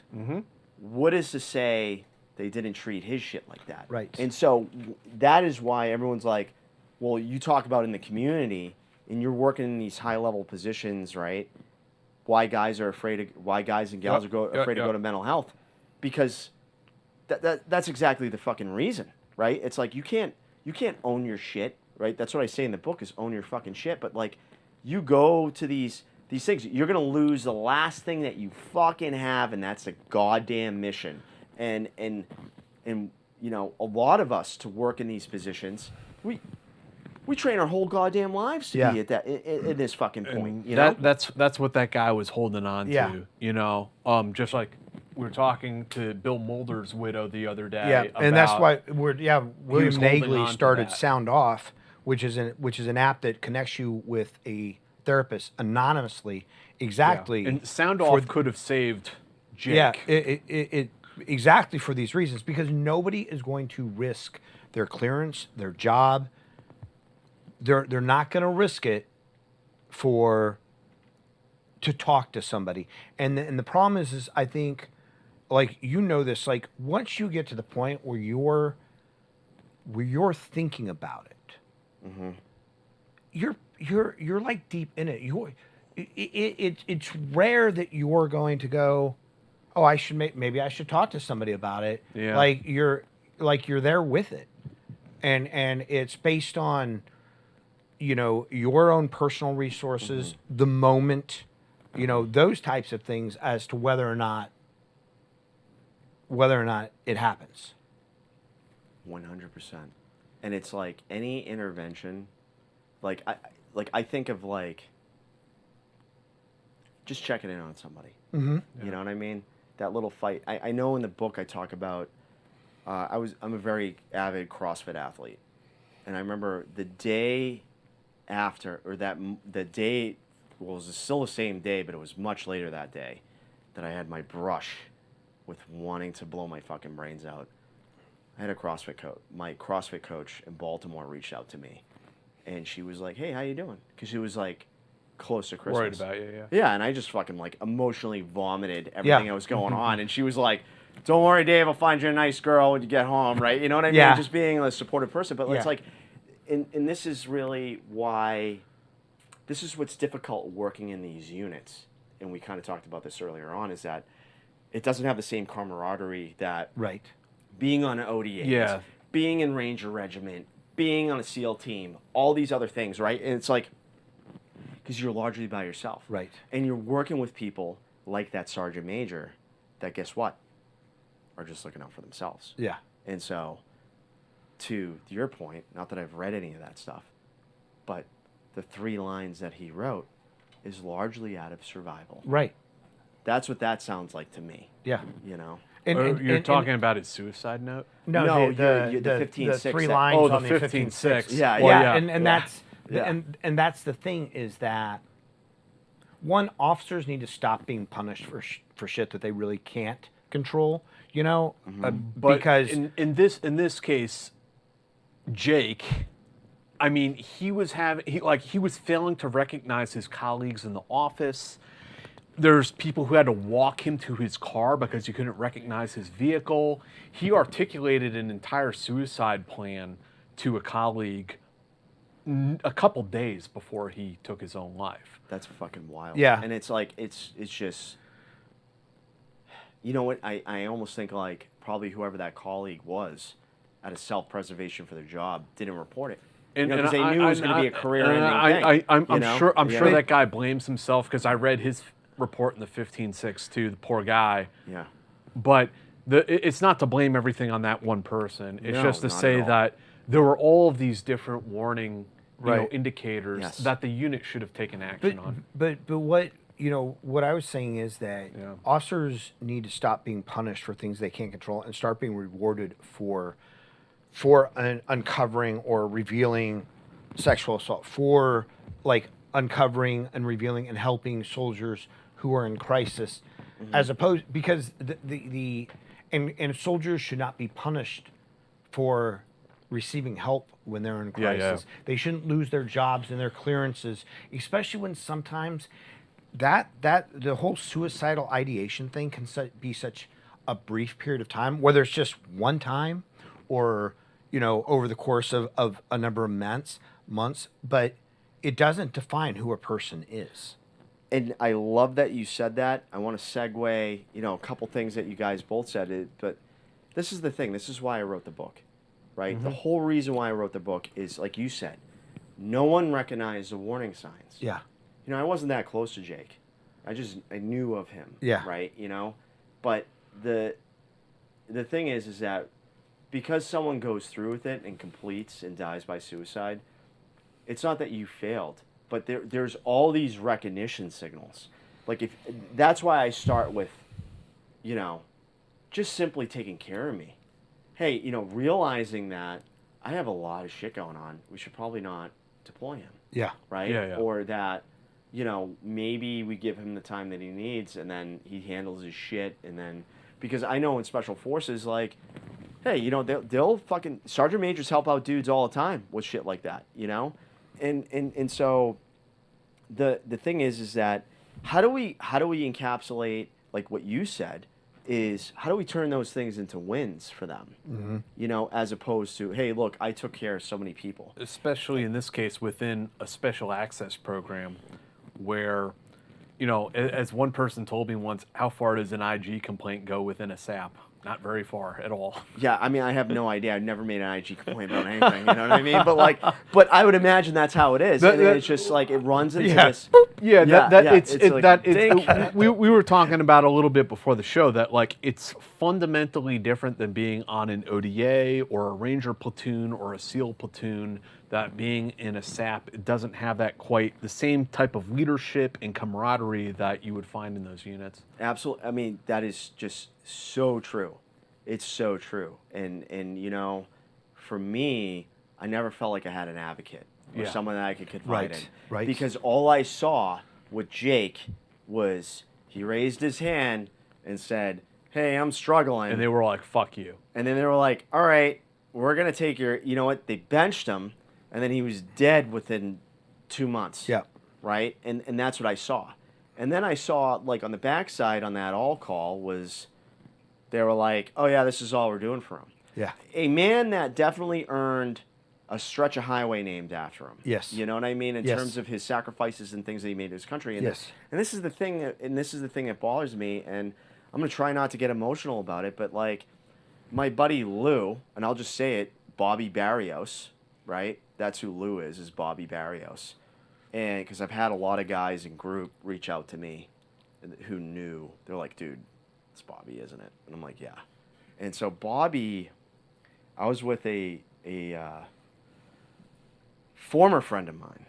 I'll say fucking former in the strongest words, right? I'm in the depths of my despair, and I meet up with this guy in D.C. during COVID, and he's a Green Beret, operating, part of, the alphabet soup of shit, that's in D.C., right? And we're going, we're sharing war stories and stuff like that. And, Bobby, or AKA Lou, right? He failed SLC the first time he went. And it was a PT test. A fucking Green Beret failing a PT test is a goddamn red flag. As high as a red flag as you can possibly imagine. And this was a high-performing dude. Sephardic, ASOT, fucking Halo, right? Way more schools than I have, right? You know what I mean? Like, high-performing dude. Mm-hmm. And I remember this guy, well, not name. I forget the fucking name I give him in the book, but we'll call him Shithead for lack of a better word. He went to SLC the same time I did with Bobby. So this is Bobby's second round of going to fucking SLC. And when I was working on battalion staff, he was S3 Air, and he was working his fucking ass off, moving ODAs all over Asia, right? And I'm like, hey, man, we got to go running. I know you failed the 2 mile, dude. I fucking got you. I was training for an ultra, right? So I'm like dragging his ass out during lunchtime, heat of the day type shit to get ready for. I mean, we're in Oki. The heat's way worse than it is at Fort Bragg, right? And so I'm like trying to bring him into the fucking fold, right? Being just a good dude, Right. And so we go to SLC. He fails the PT test again. I'm like, bro, what are you doing, man? Come on, you can do this. right? Trying to give him a pep talk. I was on a different team. And then he ends up failing the PT test again. So, like, Army standard or whatever, the Army protocols, like, you fail a professional military education course needed for promotion twice, you're out. And I think that's what happened to him. I say I think that's what happened to him because I lost, going in the clandestine life. Yeah. I didn't really talk to many guys, back in Okie and shit like that, and, all around first group and stuff. So I'm meeting with this friend of mine who I've known for a long time. We went to Norwich together. And this fucking dude has the goddamn motherfucking audacity to say, hey, you know that piece of shit? He killed himself. What? And me struggling, I was in the fucking depths of my despair. It was summer 2020. Still struggling every day to figure out why. Asking myself why, doing all these things. And I hate myself because the only courage I had was to say he was a good dude. When deep down, the man who I am would have beat the fucking shit out of that kid. And That's what motivated you to write this book, wasn't it? 100% the reason why I wrote this fucking book. 100% the reason why I wrote this book. I wrote it for all my buddies, GB, Green Beret friends, soft friends, whoever's out there. And this is what I say. Come back to not just Bobby, right? Not just Jake, right? I found out, like, not that long ago, a bunch of guys, like Matt Hayes, guy I served with, died by suicide. So many examples of this happening all the time, all over, everywhere, right? But the power in the fucking book isn't just the power is telling the story, but the thing is that when I got hit by that concrete truck that I mentioned a little while ago, I went back to my little fucking English basement apartment, and I looked in the mirror. The same way I looked in the mirror when I was in New York City, I said, what the fuck am I doing here? And I said to myself, I was like, I finally verbalized for the first time. I was struggling for months. I verbalized, I looked at myself in the eye, I said, I want to kill myself. And I said it twice, I want to kill myself. And then I said, why? What the fuck went wrong? And I took all this intel training that I had, and I turned it against myself. I was afraid because of what happened to Jake to go to any sort of mental health. Right. Anything, right? Right. So I sat there and I said to myself, I was like, I why'd myself to death. It's the most important question you have as a case officer is asking yourself why. Or asking your source why. Right. So I turned it against myself and I why'd my fucking self to death. Why did this relationship fail? Why did I not have boundaries? Why, I didn't even understand what boundaries were then at that point, right? But why did I let this happen to me? Who the fuck am I? Where is this fucking kid that is the grandson of Jack Fielding, the Great Escape POW? You know what I mean? It was like, who the fuck is this dude, right? I didn't even know myself at this point. And I sat there and I fucking said, I owned my shit. And that's why I tell people to own your shit. I own my shit. And the conclusion that I came to at that time was that my entire identity was tied to the value other people had in me. Mm-hmm. I had no control. Right. And the uniform does that. Being an intelligence operative does that. Mm-hmm. You're only being a Green Beret does that. Being a Green Beret does that. It's only, you're only as good as like your ops. You're only as good as the intelligence you produce. You're only as good as this, right? And it was like this fucking reckoning that I had to have with myself. And I'm telling anybody that's out there right now, if you're struggling, you go into the darkness. When you come out, you will never go back, and you will unlock a fucking superpower. Because I am the most genuine form of my fucking self that I've ever been. And you know what I mean? It's like, I look at that and what I had to go through and talking to, in the book since it's been out, I've had Green Beret friends reach out to me. They're like, bro, I went through the same fucking thing. Yeah. Right? And it's like... What was that first step for you that you had this epiphany, like, I have a problem? Like, what was it for you as far as, like, your path to recovery, getting treatment? I think it was very not unconventional, just like Green Berets are. A lot of it was realizing the negative self-talk, realizing the negative internal dialogues. Yeah. When I started looking why and I was unpacking deeply, I was like, where's that coming from? And then I started realizing I would wake up every day and start with this whole negative internal dialogue about myself, right? I would say, oh, we're not going to get what you want. We're not going to win. You suck. You suck. You're a piece of shit, right? Like, it was so rooted in self-hate, right? And it came from a collective of experiences that led me there. That's what trauma does. Yeah. Trauma fucks you up. Yeah. And that's the thing. It's like doing what we do in this job, we're exposed to such extremes. Right. Such fucking extremes, right? And we're working with extreme personalities. I feel like, I can be an extreme personality at times, trying to convince a bunch of dudes to go fucking murder ISIS on Christmas Day. You know what I mean? Like, sometimes it's a necessity. Other times, but... Other times it's just for shits and grins. It's for shits and grins, yeah. You try to tell yourself that you're some sort of like rogue outsider, outlier, but really we're all just part of the colorful cast of characters. Absolutely, dude. And the biggest thing is that it doesn't matter how fucking cool you are. We all put our pants on the same every morning. Right. Yeah. And the thing is that I had to like really look at myself internally and just wrangle those negative internal dialogues that I was having. Yeah. And it didn't come with, I had a subsequent, I was the operations sergeant major or squadron sergeant major, right? Even though I didn't hold the title of sergeant major, but I was filling the position, right? So it's like, during those times, like, I actually had fucking space to kind of like really think about myself. But the thing I never gave up, and this is why I think exercise is so important. And it's the same thing, like my grandfather always exercised, always running, always boxing, right? I never gave up on it. I was always going to CrossFit class every day. I was always running. I was always doing these things.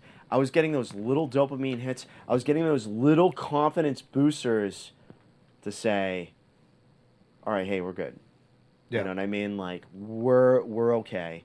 Things are fine. And it would calm the internal storm. Yeah. And it's just, I would say that even now, and here's the thing, the healing journey never ends. Right. It never does.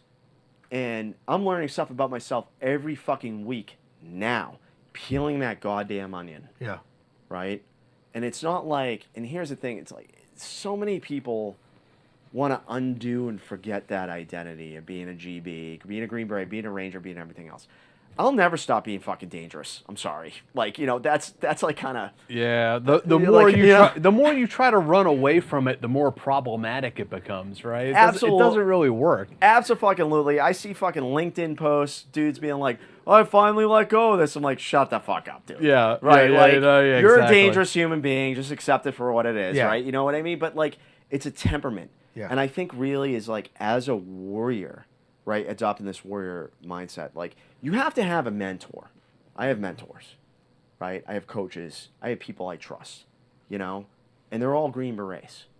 And, when you think of this sort of warrior ethos and this warrior ideology is like, you're hanging up the rucksack, right? But you're still true to who you are, and that was, I was a warrior when I was 8 years old, fucking climbing up Lafayette. Yeah. You know what I mean? My dad, like, trying to keep me from blowing off the side of the fucking mountain. But, like, warriors are forged. They're not born, right? And the thing is I feel as though, and this is something I'm still figuring out now, is, living with this. And it's not, I'm still who I am. And I'm proud, have pride in who you are. And pride for the things that you've been through. And the things that you've been through make you more resilient. Yeah. And don't forget how fucking strong you are. because this is the thing I love. That Green Beret will say more about you than you ever will say about yourself. And that is fucking facts. We have questions for Dave. Sweet. And if you guys want to pick up his book, Into the Darkness, there's going to be a link down in the description. I read it on my Kindle. You can also pick up a hard copy. Hope you guys will go and check it out. We also just past like 2 weeks, its audiobook is available too. Oh, awesome. Did Okay, you read great. it, or did you have somebody else do it? I narrated You did? it. Nice. Yeah, of course. Plenty of quotes from my father.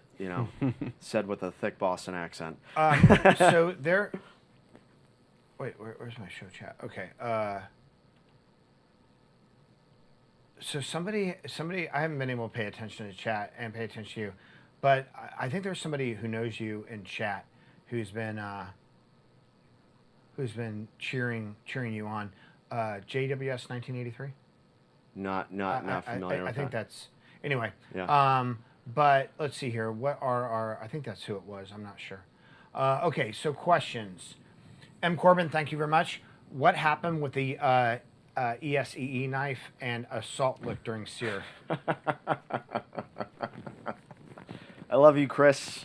So, SEER school, I was, we're in CRC and we're going in survival mode. So there's like 3 phases, there's a couple phases, right? You do your evasion, right? And we were in the survival phase. So we evaded like, it was like 18 fucking miles on like no food or sleep. And we're at our survival site.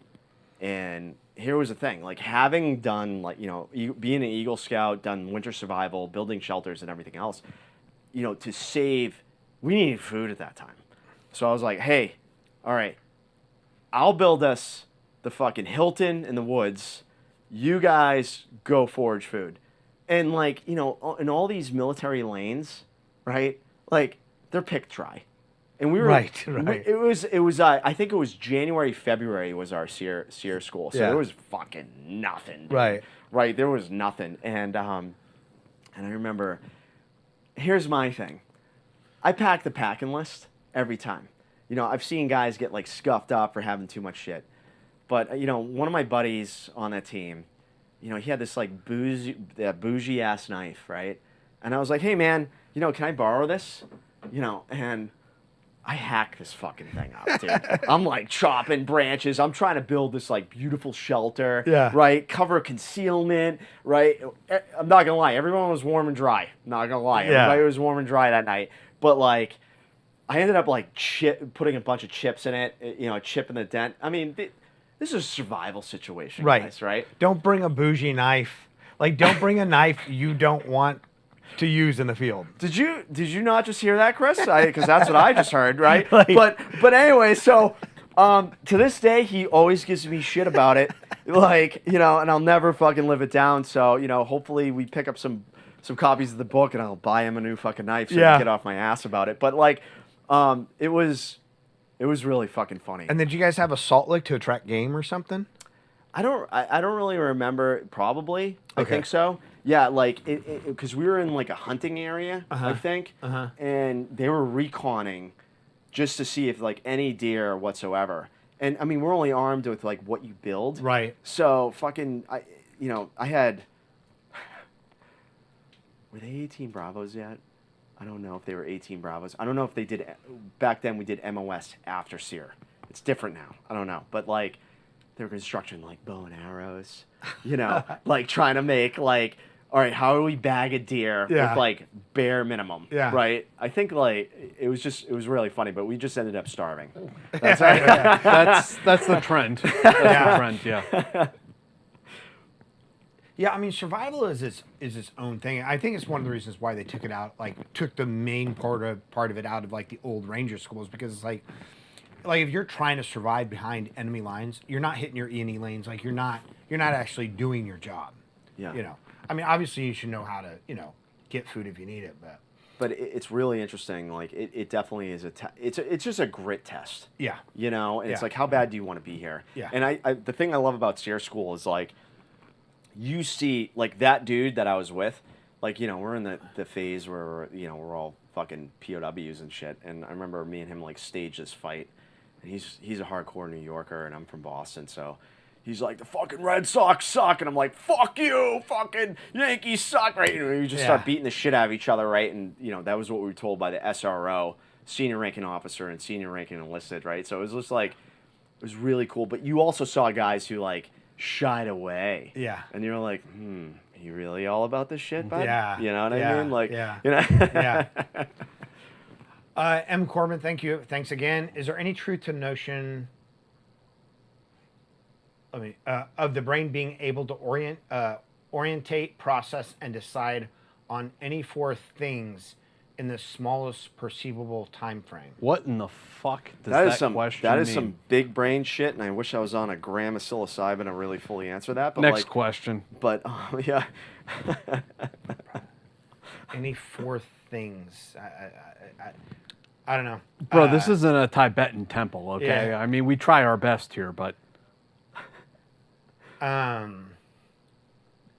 mean, from personal experience, I'd say no. Like when you like orient, like that's what target fixation is, right? Like you have one thing in your view, and that thing overcomes all other things. And I think probably doing the sheer amount of CQB training I've done, and the biggest thing that you learn is taking your eyes out of the scope, right? Or taking your out of the reflex sight, right? It's being down here. Yeah. And looking. Yeah. And then just, Yeah. You know what I mean? Yeah. And OODA, right? Yeah. Right? And that's kind of how I take that question. It comes with, it's discipline, it's training. Yeah. It's, it's a lot of different things. It's like, your reaction. And in building, when you learn new skills, you build new connections and neurons in your brain. So it's like very important to, I would say, how I reply to that, how do I do that now on the civilian side? I just learned to ski this past winter. I fucking love it, right? You know what I mean? I'm going to continue to learn new skills and stuff like that I never did in special forces. So I think probably how do you develop a better, a more lethal mind is always be learning new things. Yeah. Growth mindset. Yeah. Yeah. So. Gen 3 Kali, thank you very much. Did you ever meet former Norwich Commandant Chikala? And if so, did he tell you about his time with the Cords program? No, I never met him. My time at Norwich was from 03 to 07, and Rear Admiral Schneider was our commandant at the time. Great dude. And but no, I don't know that individual. Sorry. Sean McDonald, thank you very much for subscribing. Eric, thank you very much. I didn't see a question. If there is one, throw it in chat, and I'll look for it at the very bottom. Adam White, hey buddy, great to see you. Great entertaining and informative show tonight, guys. Keep on rocking. Long live Boston Human.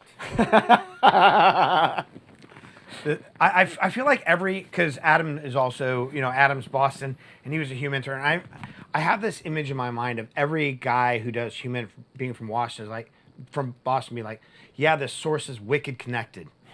That's, yeah, they're wicked sick, dude. They got everything. You know what I mean? Like, it's like we're running the Whitey Bulger of fucking, you know what I mean? Like, you think you had Winter Hill Gang? I don't know, right? But it's just like we have such a way with people up there. Yeah, it really is like just a very different way with people, and growing up in that environment, like we're all like, no one's shy to be like, what the fuck's up with you, dude? Yeah, what's the matter, right? Yeah. You know what I mean? Like, and it just they'll pry, they'll reach into you, and it just otherwise like don't make eye contact on the fucking street, right? Otherwise, it's just this. It's such a weird. Boston's such a very aggressive, but incredibly like emotional, tie-in. Like, so like I like to joke. I grew up. My mother was Italian. She passed away a few years ago, but she's Italian. My father's Irish and English, right? Fucking fiery relationship, man. I bet. Fiery relationship, I bet. dude. You don't say. But like, it's just like the Boston thing of thrown on top of it. the Boston thing totally thrown on top of it. Right. It's like a force multiplier. Yeah, totally. I mean, my father, like, I love him to death, but he's like a fucking cartoon character in terms of like, Boston, fucking tradesmen. Yeah. It's just really funny. We're a special kind up there, in our own regard. Luis Vasquez, thank you very much. Thank you for the amazing interview. And what was your favorite driving experience? My favorite driving experience, I feel like that's a loaded question, was the driving course I went to. And I would, I know this fucking question. I know what's trying to be said here. All right, so. Is this a setup? This is a setup, and I'm going to fucking tell it because it's too good. All right, so let's do it. I'm doing a source meeting, right? And I got two dudes with me. I got one doing long eye, long gun, and I got one guy doing near side security. And the guy that's doing near side security, he's a former Ranger, right? Fucking enormous human being. Just never miss a day at the gym. And the guy that's doing, my long eye is, he was former 18 Delta, right? And so I'm about to, go do this fucking dick dance with the source and everything else. And so we're in the car and, Super Ranger there, we got the party bag of grenades, MP fucking 5, right? I'm ready to go. He's ready to go. Ready, ready for anything, right? And he pulls, one of the many brands of water you get on deployment. So a little shitty water bottle. He goes, gotta pee.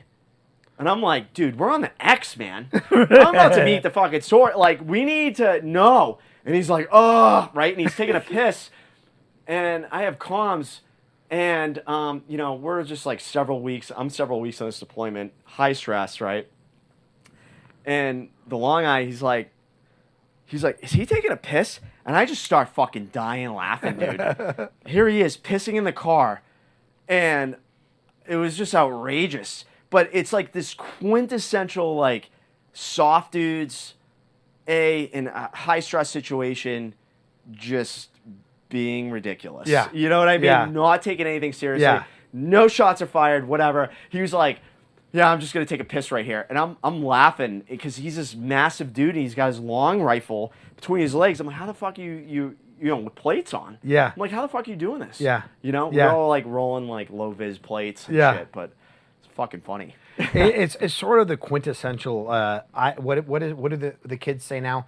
IDGAF, like I don't give a fuck, like culture. Like it's just like Yeah, and it's like, we're probably not going to get shot at. Yeah. Things are fine. Yeah. And, like danger is a very relative thing Yeah. to a Green Beret, a Ranger, Yeah. and, and we kind of think of those extreme circumstances. Yeah. You're like, honestly, it's like, I'm meeting a dude in an alleyway. Yeah. It's whatever, right? Like, it can't, what is going to really happen here? Right. You know what I mean? Like, and just looking for what it is. Delta Zulu, thank you very much. So he's asking. So first off, I'll say what he said. Great interviewer, great interview, by the way, and thank you for your service. And then he's asking specifics about units you guys worked with and deconflictions. And I'm just going to answer that for him and say that he worked with a variety of task forces and units. And we won't go into specifics like which unit specifically. Yeah, I can't really go. Unfortunately, I can't go I can only go what's been approved in the book. But it's just this massive enterprise. Yeah. Between it's this cohesion between top units and 3-letter agencies, and everybody gets a say, and it's at times it's very competitive, but we figure it the fuck out and we work together and make great things happen. Yeah. So I just want to remind people, please check out our Patreons down in the description. You subscribe to us and get all these episodes ad-free. D, who do we have next week? That's a great question. Is it Alan? No, Alan's the 2nd of August. Okay. 1 second. So, Check out David's book. yeah, is there anything else you want to tell people about the book? Into the Darkness, check it out. I mean, they can find it on Amazon. Absolutely, you can find it on Amazon. It's on Audible, Spotify. A lot of the audiobook is on a myriad of apps. Hard copy covers available, paperback, but Amazon to find it the easiest way. Just look up Into the Darkness by Dave Fielding, and Yeah, man, be ready for a good ride. It is. Do we have anything on Patreon? Do you know? Negative, no. But Okay. next week we have David Nielsen from a Oh, Army right. Special Mission Unit. Awesome. Great to talk to him. Dave, thanks for Anything coming else? in, man. Anything that we missed? No. Thank you guys very much for having me on. This Yeah, was awesome, we man. covered. It's been about 3.5 hours. Woo! Yeah, Woo! we covered a lot. Yeah, for sure. But also Yeah. just scratched the surface. So I hope people will go and check out the book, Into the Darkness. And we'll be back next Friday. Thanks, everybody. Thank you. Thanks, Dave.